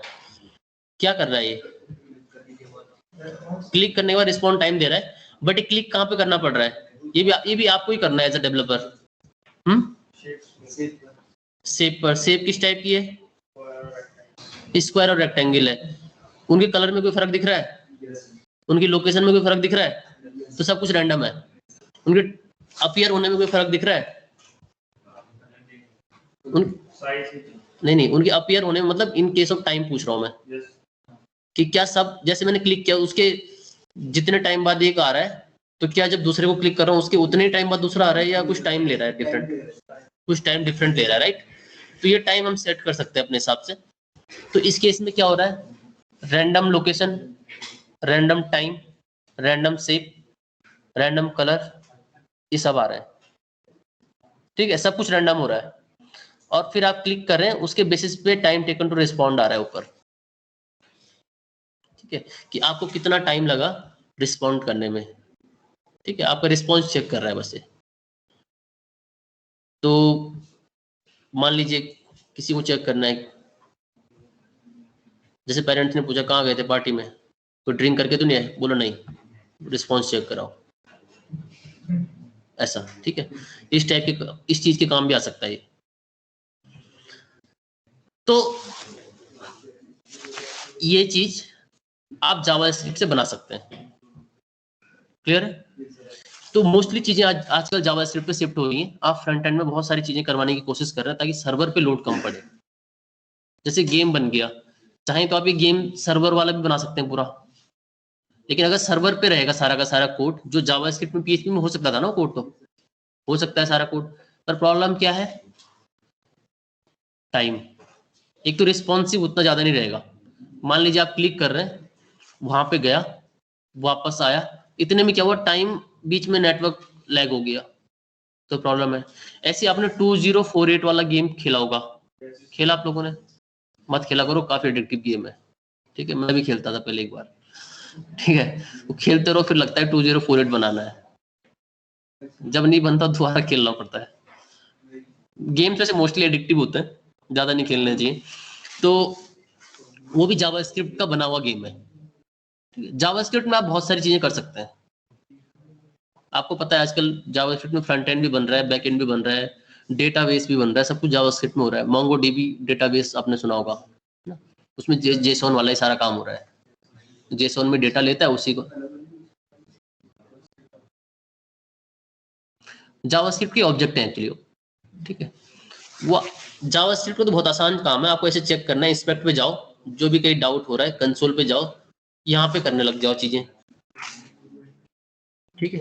जैसे कोई भी ऑब्जेक्ट बनाना है तो ऑब्जेक्ट बना लो, ऐसे ऐसे बनता है ऑब्जेक्ट, ठीक है। इसके अंदर जैसे आपने लिखा, कोई नेम लिखा मे बी, या कोई आईडी लिखी 123, और 123 के साथ कोई नेम दे दिया, अपना ही नाम दे देता हूँ, तो ऑब्जेक्ट ये बन गया। ऑब्जेक्ट के अंदर आपको अगर की पास करनी है तो you will get the value, right. ये बात सब बच्चों को समझ में आई। लेकिन हम थे कहाँ, फॉर्म पे। तो फॉर्म पे हमने पढ़ा कि इनपुट कैसे लेते हैं फॉर्म में, और प्रोसेसिंग का पढ़ेंगे अभी जब पीएचपी का पार्ट इसमें कवर करेंगे। बट अभी इतनी चीजें समझ में आई कि बनाना कैसे है फॉर्म। बाकी इसमें रेडियो बटन डाल सकते हो आप, चेक बॉक्स डाल सकते हो, एंड सो ऑन, राइट। तो फिलहाल ये करके देखिए 10-15 मिनट, या मैं ऐसा करता हूँ, चेक बॉक्स वगैरह बना लेता हूँ, ठीक है, या रेडियो बॉक्स बना लेता हूँ। रेडियो बॉक्स के लिए क्या करना है आपको, इनपुट टाइप रेडियो। अब रेडियो बॉक्स में एक खास बात यह है कि नेम का थोड़ा ध्यान रखना है आपको। तो जैसे नेम यूज कर रहे हैं हम, नेम मान लीजिए मैंने मेल यूज कर लिया, वैल्यू मेल, और यही काम आपको एक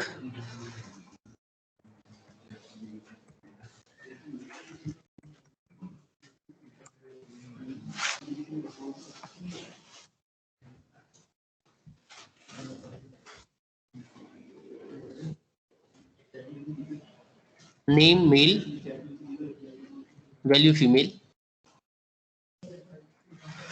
ये दो चीजें ऐड की है मैंने, ठीक है। इसको पेज को रिफ्रेश करते हैं एक बार, फॉर्म 1 लिखा था, फॉर्म करते हैं वापस से। अब देखो सेलेक्ट कर रहा हूं मैं, एक ही सिलेक्ट होना चाहिए दोनों में से, हो भी रहा है, कोई दिक्कत नहीं है।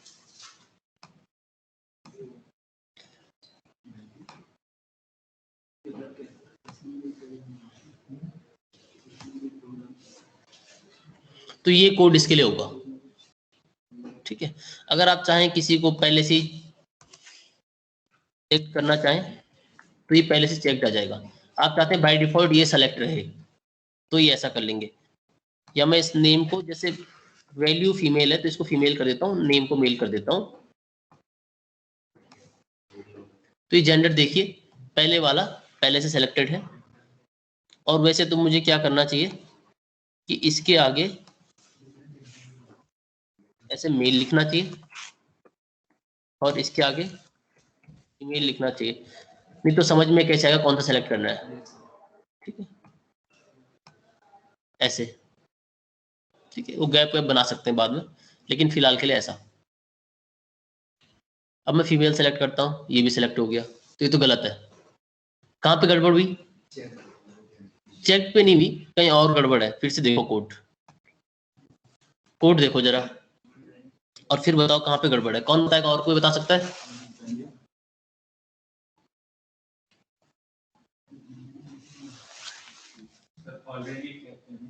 ऑलरेडी चेक लो, हटा दो, करते हैं रिफ्रेश। अब कोई चेक नहीं है, मेल को सेलेक्ट किया, फीमेल को सेलेक्ट कर लो, अभी भी हो गए दोनों, तो अभी भी गड़बड़ है। अब बताओ,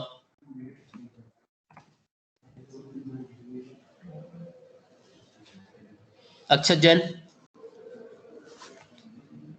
अक्षत जैन बताओ जरा। सर ऑप्शन डालना चाहिए। ऑप्शन डालना चाहिए किस चीज का?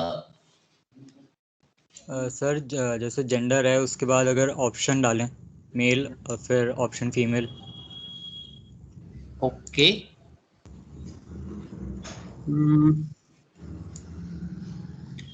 ऑप्शन तो हम सेलेक्ट में डालते हैं ना इसे। Yes sir sir. दोनों के नेम अलग अलग हैं। दोनों के नेम, दोनों के नेम सेम होने चाहिए। वेरी गुड, दोनों के नेम सेम होना चाहिए। ऐसा क्यों? आंसर सुना आप सब लोगों ने कि नेम सेम होने चाहिए। मैंने नेम अलग कर दिए थे, तो नेम सेम होने चाहिए। नेम देखिए क्या क्या कर दिए मैंने, एक का मेल कर दिया, एक का फीमेल कर दिया। तो अब मुझे कौन जवाब देगा इस बात का कि नेम सेम क्यों होने चाहिए? कौन बताएगा? सर ताकि वो आइडेंटिफाई कर सके कि सर वो एक ही का पार्ट है। ताकि वो आइडेंटिफाई करेगी एक ही पार्ट है। ठीक है, अब देखो होगा क्या।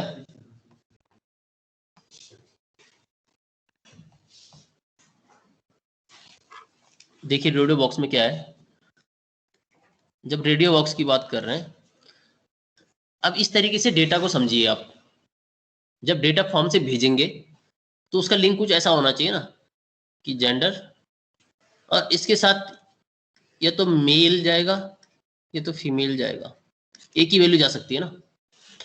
ये है तरीका सही वाला। अगर मान लीजिए आप ऐसे करें कि मेल के साथ मेल जाएगा और फीमेल के नेम के साथ फीमेल जाएगा, तो फिर तो ये दोनों ही जाते रहेंगे बार बार। आपको तो किसी एक चीज से लिंक करना है ना उसको, तो ये वाला तरीका नहीं यूज कर रहे हैं हम ये वाला तरीका यूज कर रहे हैं। तो नेम सेम होना चाहिए, जो इन बच्चों ने आंसर दिया अभी। तो हाँ बोलिए। चेक में भी सेम नहीं करते तब, चेक में भी तो सब चेक बटन होते हैं ना। चेक बटन से कोई फर्क नहीं पड़ रहा है। लोग चेक, इसको मैंने चेक कर दिया, चेक से नहीं फर्क पड़ा वैसे। ये मेल अच्छा कौन सी बात कर रहे हैं? दो बटन होते हैं। हाँ अभी तो हम रेडियो पढ़ रहे हैं ना, दूसरे दूसरे में तो कर लो आप। चेक बॉक्स में, चेक बॉक्स वाला पढ़ते हैं अभी। पहले तो ये देखते हैं है ना, पहले रेडियो में देखते हैं कि रेडियो में क्या तरीका, रेडियो सही करने का तरीका देख लेते हैं पहले कि अगर रेडियो बटन है तो क्या होगा। अब इसको रिफ्रेश करते हैं एक बार।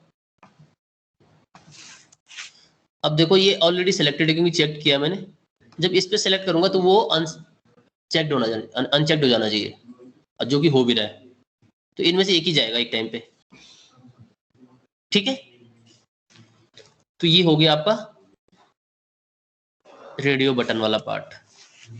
अगर आपको कुछ और चीजें, जैसे आपको कंट्री सिलेक्ट करनी है और इनपुट लिया आपने टाइप, चेक बॉक्स बना लिया आपने। अब कंट्री के लिए तो खैर नहीं, लेकिन कुछ और करते हैं। मे बी इंटरेस्ट, ऐसे कुछ आपके कुछ इंटरेस्ट है, इसमें से चेक बॉक्स में आपको डालना है। तो चेक बॉक्स में किया, चेक बॉक्स में काम पहले किसी ने, चेक बॉक्स में कैसे डालना पड़ेगा? चेक बॉक्स बनाने मल्टीपल, मतलब ऐसे जैसे अभी हमने कहाँ पे डिस्कस किया था,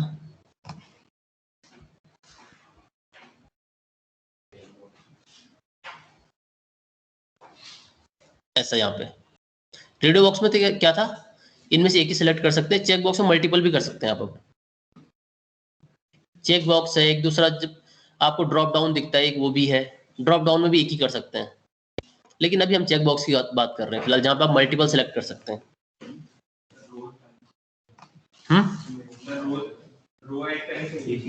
रो की जरूरत नहीं है, वो अपना आप ही दे देगा ऑप्शन, रेडियो बॉक्स जैसा ही है बस। देखते हैं, ऊपर वाले पार्ट लिख लेते हैं, कोई दिक्कत नहीं, नेम या सॉरी इंटरेस्ट है ना आपका, तो इंटरेस्ट में डाल देते हैं INT1, इंटरेस्ट 1 यानी कि नेम में डालते हैं, सॉरी नेम में INT1 यानी कि इंटरेस्ट 1, और वैल्यू में भी प्रोग्रामिंग,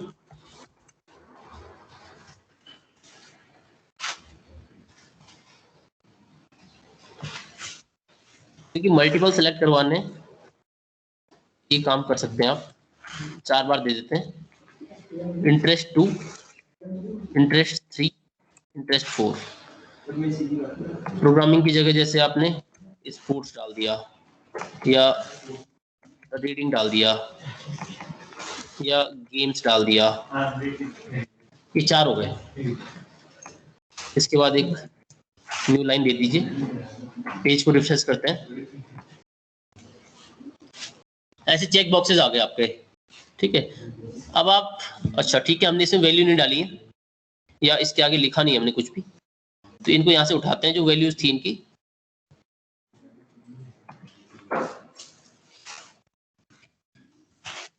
इंटरेस्ट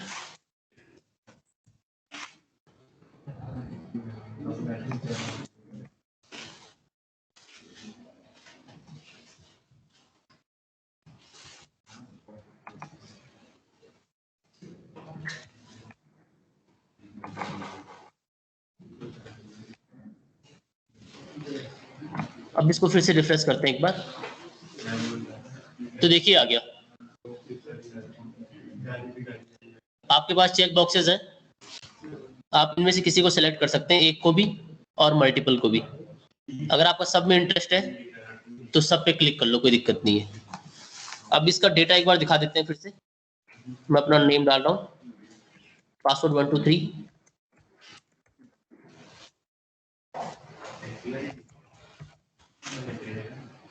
ठीक है, और इसको इंस्पेक्ट में जाके एक बार ओपन कर लेते हैं ताकि हमको दिखे डेटा जाता हुआ। ये सबमिट किया, फॉर्म पे गए, हेडर्स में गए नीचे, ये देखिए यहाँ पे यूजर नेम दिख रहा है, पासवर्ड दिख रहा है, ईमेल दिख रहा है, जेंडर दिख रहा है, और आपके 4 इंटरेस्ट जो आपने डाले तो सारे दिख रहे हैं। बोलो। जैसे कि ईमेल बनेंगे टू दे रखा है, पापा हमने सिंपल से नेम में जेंडर किया था, अब इसमें भी हम सेम वैल्यू कर दें तब क्या होगा? सेम क्यों करेंगे, लेकिन सर कर दें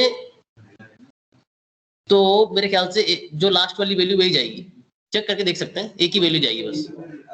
अगर ऐसा नहीं हुआ तो फिर तो हमें एक ही बटन यूज कर सकते हैं, चेक रेडियो की सेम बटन का काम नहीं बता, हमने टाइप किया उसमें मल्टीपल यूज कर सकते हैं। रेडियो की फंक्शनैलिटी ये है कि रेडियो आपको, जो रेडियो बटन है, रेडियो फंक्शनैलिटी क्या है कि एक ही सिलेक्ट करना है, कुछ ऊपर आओ पीछे। रेडियो की फंक्शनैलिटी का क्या काम है कि एक ही सिलेक्ट करना है, फिक्स है। चेक बॉक्स में यूजर पर डिपेंड करता है वो कितने चेक बॉक्स क्लिक करना चाहता है। जैसे मैं यूजर हूं, हाँ, मेरे को थोड़ी ना पता होगा कि मैं उसका रेडियो बटन है या चेक बटन है। क्यों नहीं पता होगा? सर मैं कुछ नहीं जानता टेक्नोलॉजी के बारे में। तुम टेक्नोलॉजी के बारे में नहीं जानते, लेकिन तुमने जैसे सेलेक्ट किया, ठीक है, रेडियो बॉक्स दिया मेल फीमेल, तुमने मेल पे क्लिक किया, अब तुम फीमेल पे भी थोड़ी जाओगे क्लिक करने। सर अब ये लोग फीमेल का ऑप्शन हटा देते हैं वहां से। हाँ, सर कुछ भी और जैसे कि जो हमने चेक बॉक्स में दिए है वो सेम ऑप्शन वहां पर रखते हैं।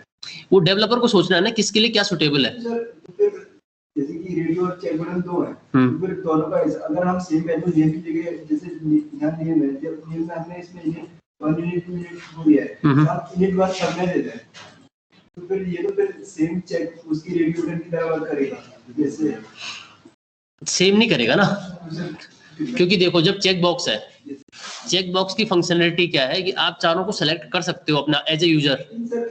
ये जो हमें पता है एज ए यूजर को भी पता है कि वो चारों सेलेक्ट कर सकता है। नहीं सर, उसे कैसे पता पड़ेगा कि आप जैसे कि मुझे नहीं पता सर चेक बटन क्या होता है, रेडियो बटन आपको नहीं पता, लेकिन मैंने बोला कि प्रोग्रामिंग सेलेक्ट करो, सॉरी अपना इंटरेस्ट सेलेक्ट करो।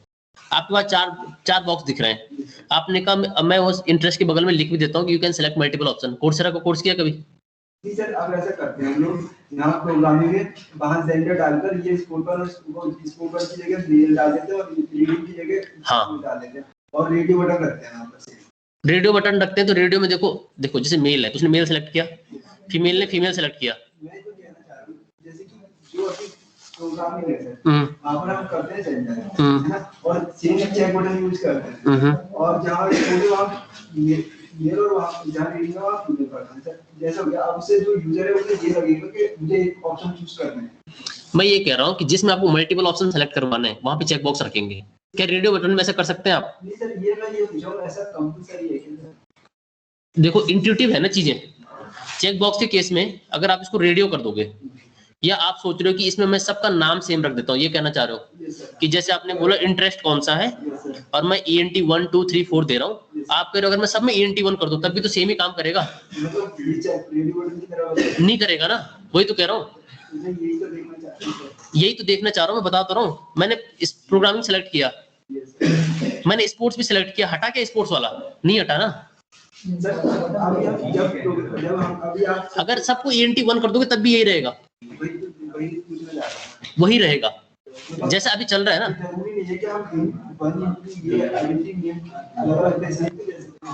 सेम दे देंगे तो फिर एक ही नाम पे जाएगा ना। जैसे 4 वर्ड्स हैं एप्पल ऑरेंज इस तरीके के, आपने बोला मैं चारों वर्ड को सेम ही रखूंगा, मैं सबको एप्पल रखूंगा और उनका मीनिंग दूंगा अलग अलग, एक का मीनिंग पपीता बोल दूंगा, एक का सेब बोल दूंगा, तो गलत है ना।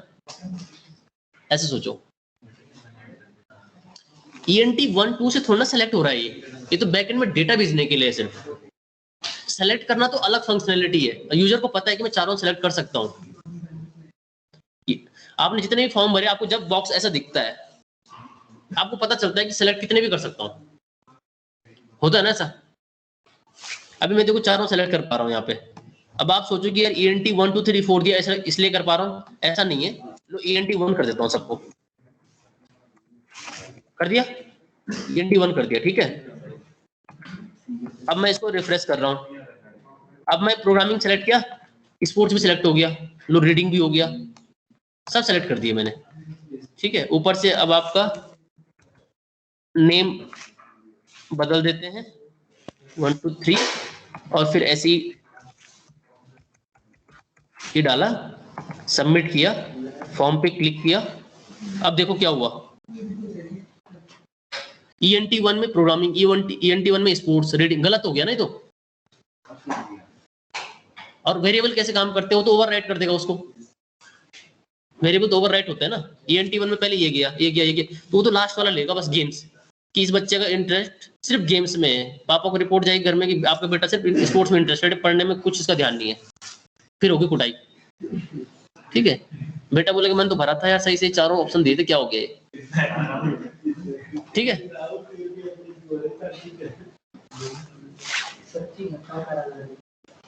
तो आगे बात समझ में आ गई अब क्या हो रहा है इसका। तो ये इंट्यूटिव भी है चीजें कि ऐसा करेंगे तो ऐसा हो जाएगा।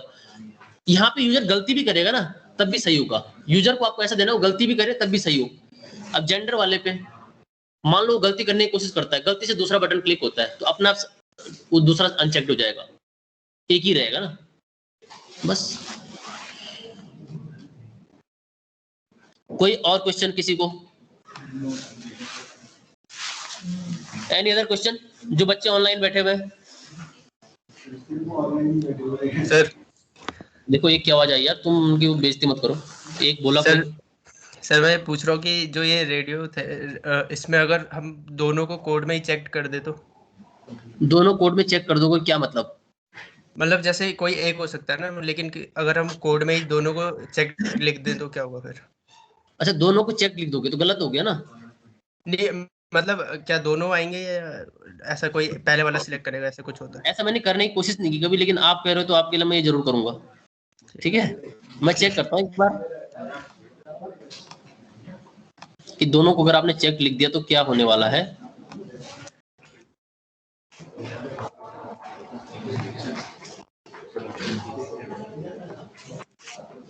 नहीं हो रहा है, देखो जल्दी। तो मतलब बाद वाला ले लो। ठीक है, मतलब ये भी वैसे ही ओवरराइट कर रहा है जिसकी हम पहले बात कर रहे थे। ठीक है सर। ऑनलाइन वाले बच्चों को कुछ पूछ लो, ऑफलाइन वाले बोल रहे हैं, सिर्फ ऑनलाइन वाले बैठे हुए हैं, बस कुछ कर नहीं रहे हैं। तो इसीलिए आपके सवाल आने जरूरी है ताकि आप अपनी इज्जत बचा सको इनके सामने, जो यहाँ बैठे हुए हैं कुछ लोग। सर गेट और पोस्ट दिक्कत कर रहा है। गेट और पोस्ट दिक्कत कर रहा है? दिक्कत का क्या मतलब है? मतलब सर पेज लोड नहीं हो रहा, वो गेट या पोस्ट ऐड करने के बाद। उससे पहले फॉर्म सही चल रहा है, पोस्ट जैसे ही ऐड करा तो एरर आ जा रही है। अच्छा, एरर। अब इस तरीके से देखो, क्या आपने ऐसे ही लिखा हुआ है? सर लिखा तो ऐसे है, लेकिन फॉर्म से पहले पूरा HTML टैग वगैरह वो सब कुछ भी लगाया है। वो भी लगाया है? हाँ तो मतलब लगाना है, खैर मैंने नहीं लगाया, अलग बात है, मैं लगा देता हूँ। आपको ये ना लगे कि जरूरत नहीं है, ऐसा नहीं है कि जरूरत नहीं है, जरूरत तो है उसकी, तो मैंने लगाया नहीं था बस। एरर आ रही है सर उस। मैं एक काम करता हूँ, इस कोड को पुश कर देता हूँ, ठीक है, और फिर आप चेक कर लीजिए इसी कोड को एग्जैक्टली रन करा के, क्योंकि आपके एरर किसी और चीज में हो सकती है। Yes sir, may be. इसके कारण तो नहीं है, देखो। सर जैसे पोस्ट हटाया तो उसके बाद वापस सही हो गया था वो। ऐसा ऐसा तो नहीं होना चाहिए यार। सर ऐसे ही हो रहा है सर। ये काम करना, इस कोड को जो अभी यहाँ पे है, इसको चेक कीजिए आप। सर मे बी उसने एक्शन स्पेसिफाई नहीं कर रखा होगा। एक्शन स्पेसिफाई की वैसे जरूरत है नहीं। सर पहले नहीं किया था, फिर एक्शन भी किया, उसके बाद भी एरर आ रही थी। एक्शन की वैसे जरूरत है नहीं, यही कह रहा हूँ। गिट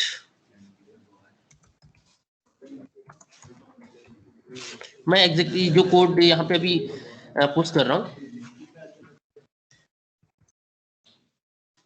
इसको आप एग्जैक्टली रन करवा लीजिए, देख चेक करके।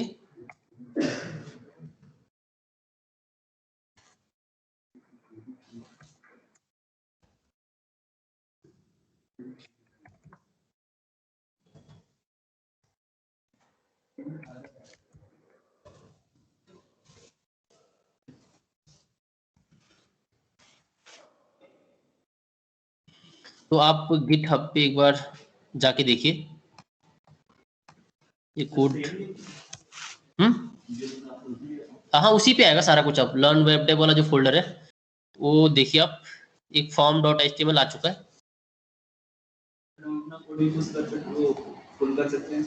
इसमें नहीं कर सकते, तुम सब करोगे तो मुझे चेक करते रहना पड़ेगा ना। आप अपने अपने डायरेक्टरी में करो फिलहाल। अगर कुछ करना चाहते हो तो हैक्टोबर फेस्ट वाला मैंने अलग से बना रखा है, उसमें डालना जिसको पुल कुछ भी पुल रिक्वेस्ट डालनी है उससे। हैक्टोबर फेस्ट नाम से एक, ठीक है, एक रिपोजिटरी बनी हुई है, उसको चेक करो, उसमें डाल सकते हैं आप। उसमें ऑलरेडी बहुत सारे लोगों ने डाला हुआ है, इसमें आप कुछ भी पुश करना चाहते हैं कर सकते हैं। ये मैं लिंक भेज देता हूँ ग्रुप में भी।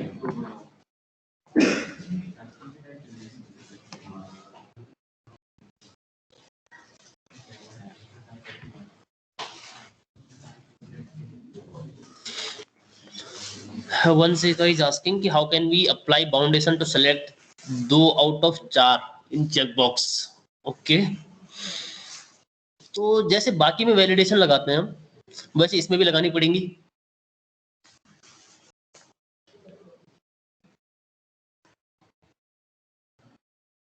वैलिडेशन वाला पार्ट हम ढंग से स्टडी करेंगे, अभी चीजें काफी हैं उसमें।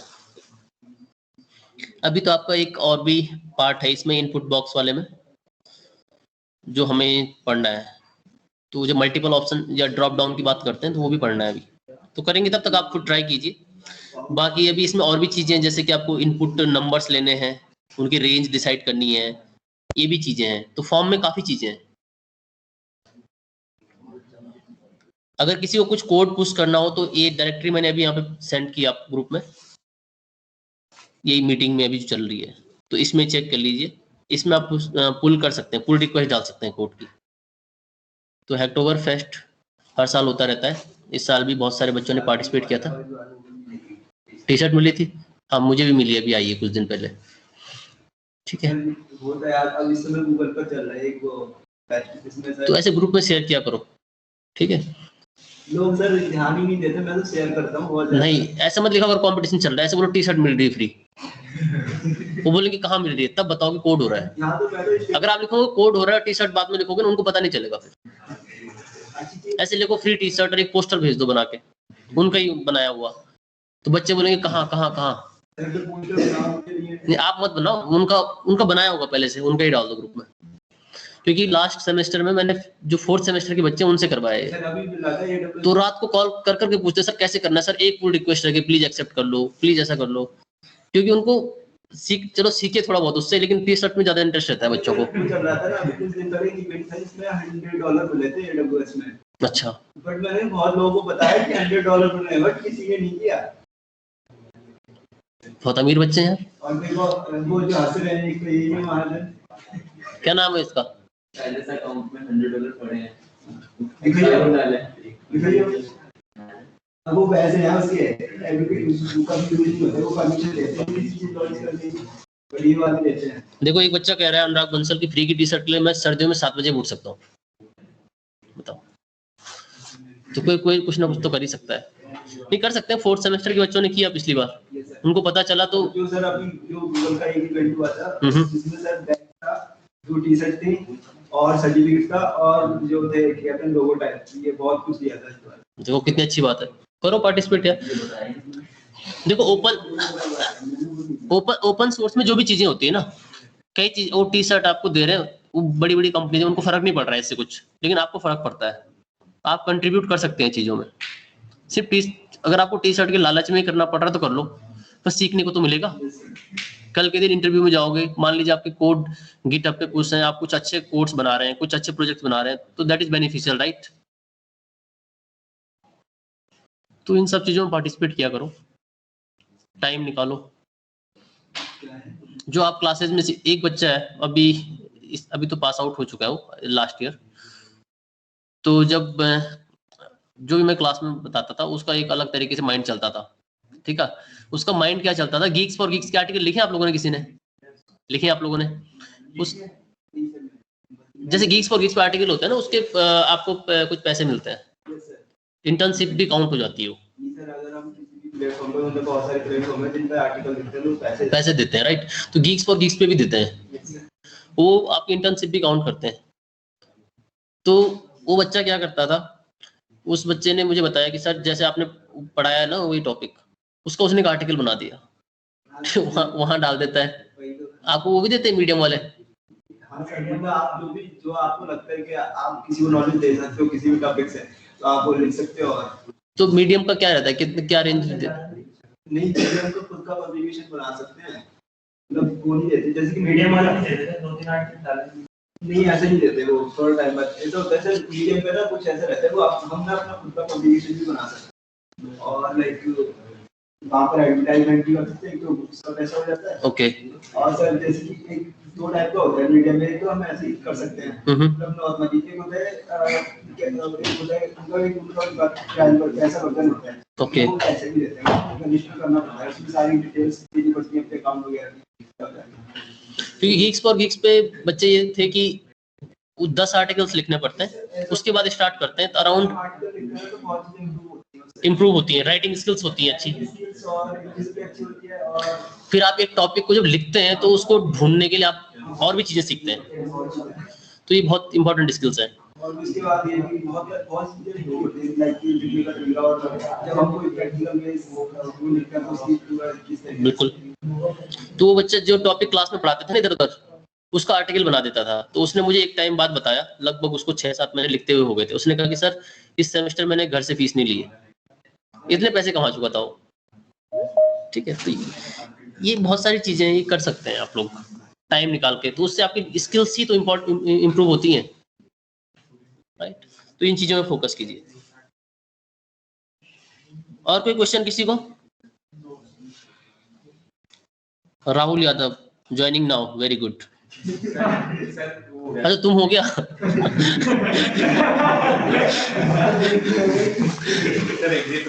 ठीक है, एडमिट फेल्ड हो रहा है आपका अभी भी। चलो ठीक है, कोई नहीं, अब क्या करना है ज्वाइन, अब तो क्लास ओवर कर रहे हैं। बच्चों किसी को कोई क्वेश्चन पूछना है तो पूछ लीजिए, otherwise we are winding up this class now.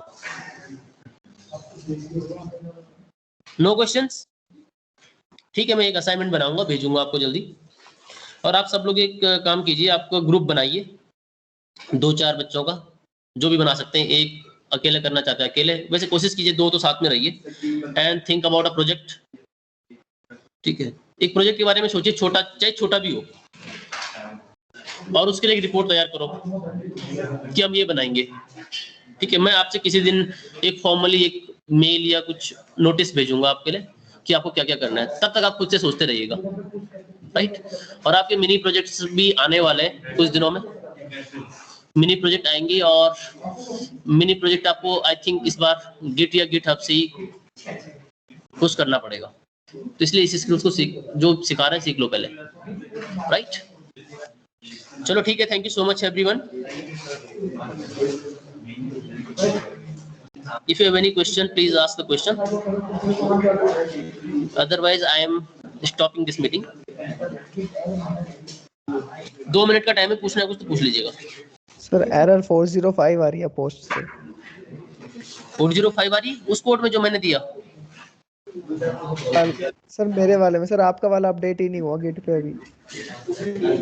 अच्छा एक काम करता हूँ, ये दोनों मैं आपके साथ रुको, कैसे करेंगे? आप स्क्रीन शेयर हो रही है आपकी? अपना नाम बताओ। सर अर्चित। अर्चित आपको प्रेजेंटर बना रहा हूँ मैं। अर्चित ये है अर्चित। आप अपनी स्क्रीन शेयर करो, मुझे बताओ फिर। Okay sir.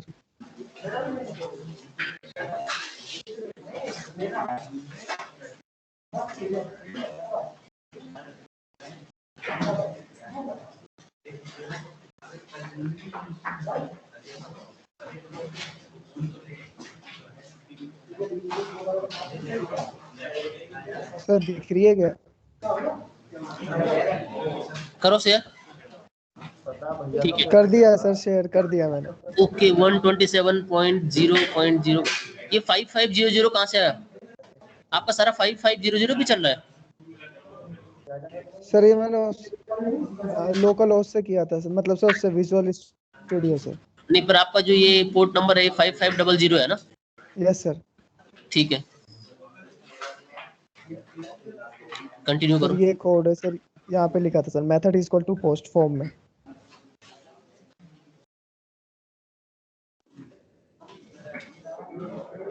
कंटिन्यू करो, मुझे दिख अभी। ओके, मेथड पोस्ट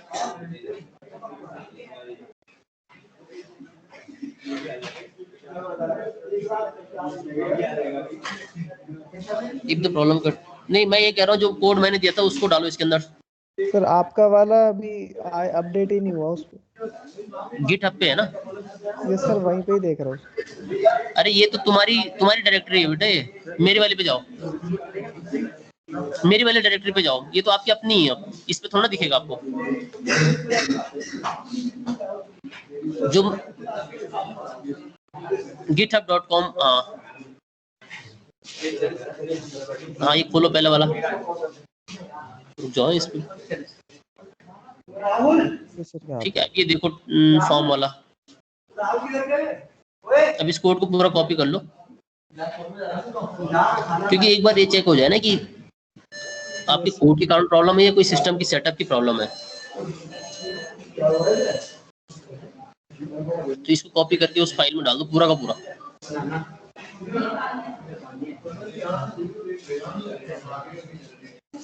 कमेंट हटा दो, ऊपर भी कमेंट है देखो, भी HTML के बगल में कमेंट है ऊपर।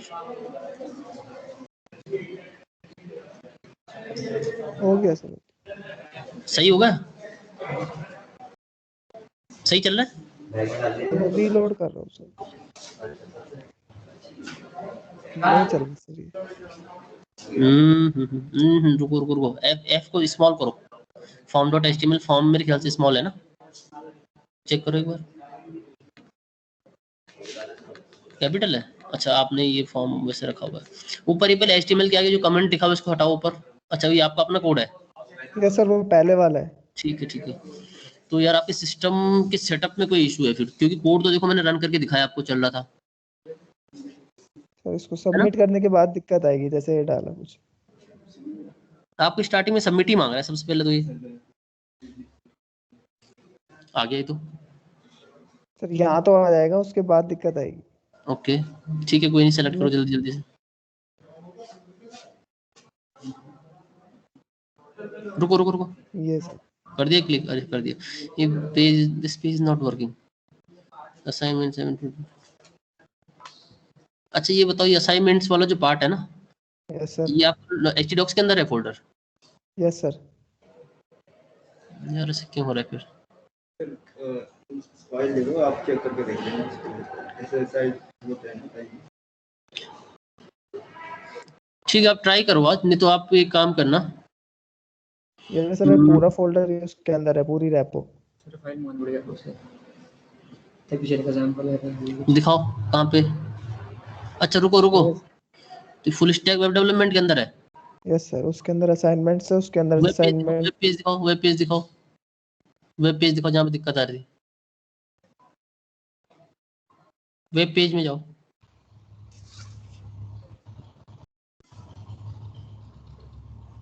तो तुमने फुल स्टैक वेब डेवलपमेंट तो लिखा ही नहीं है,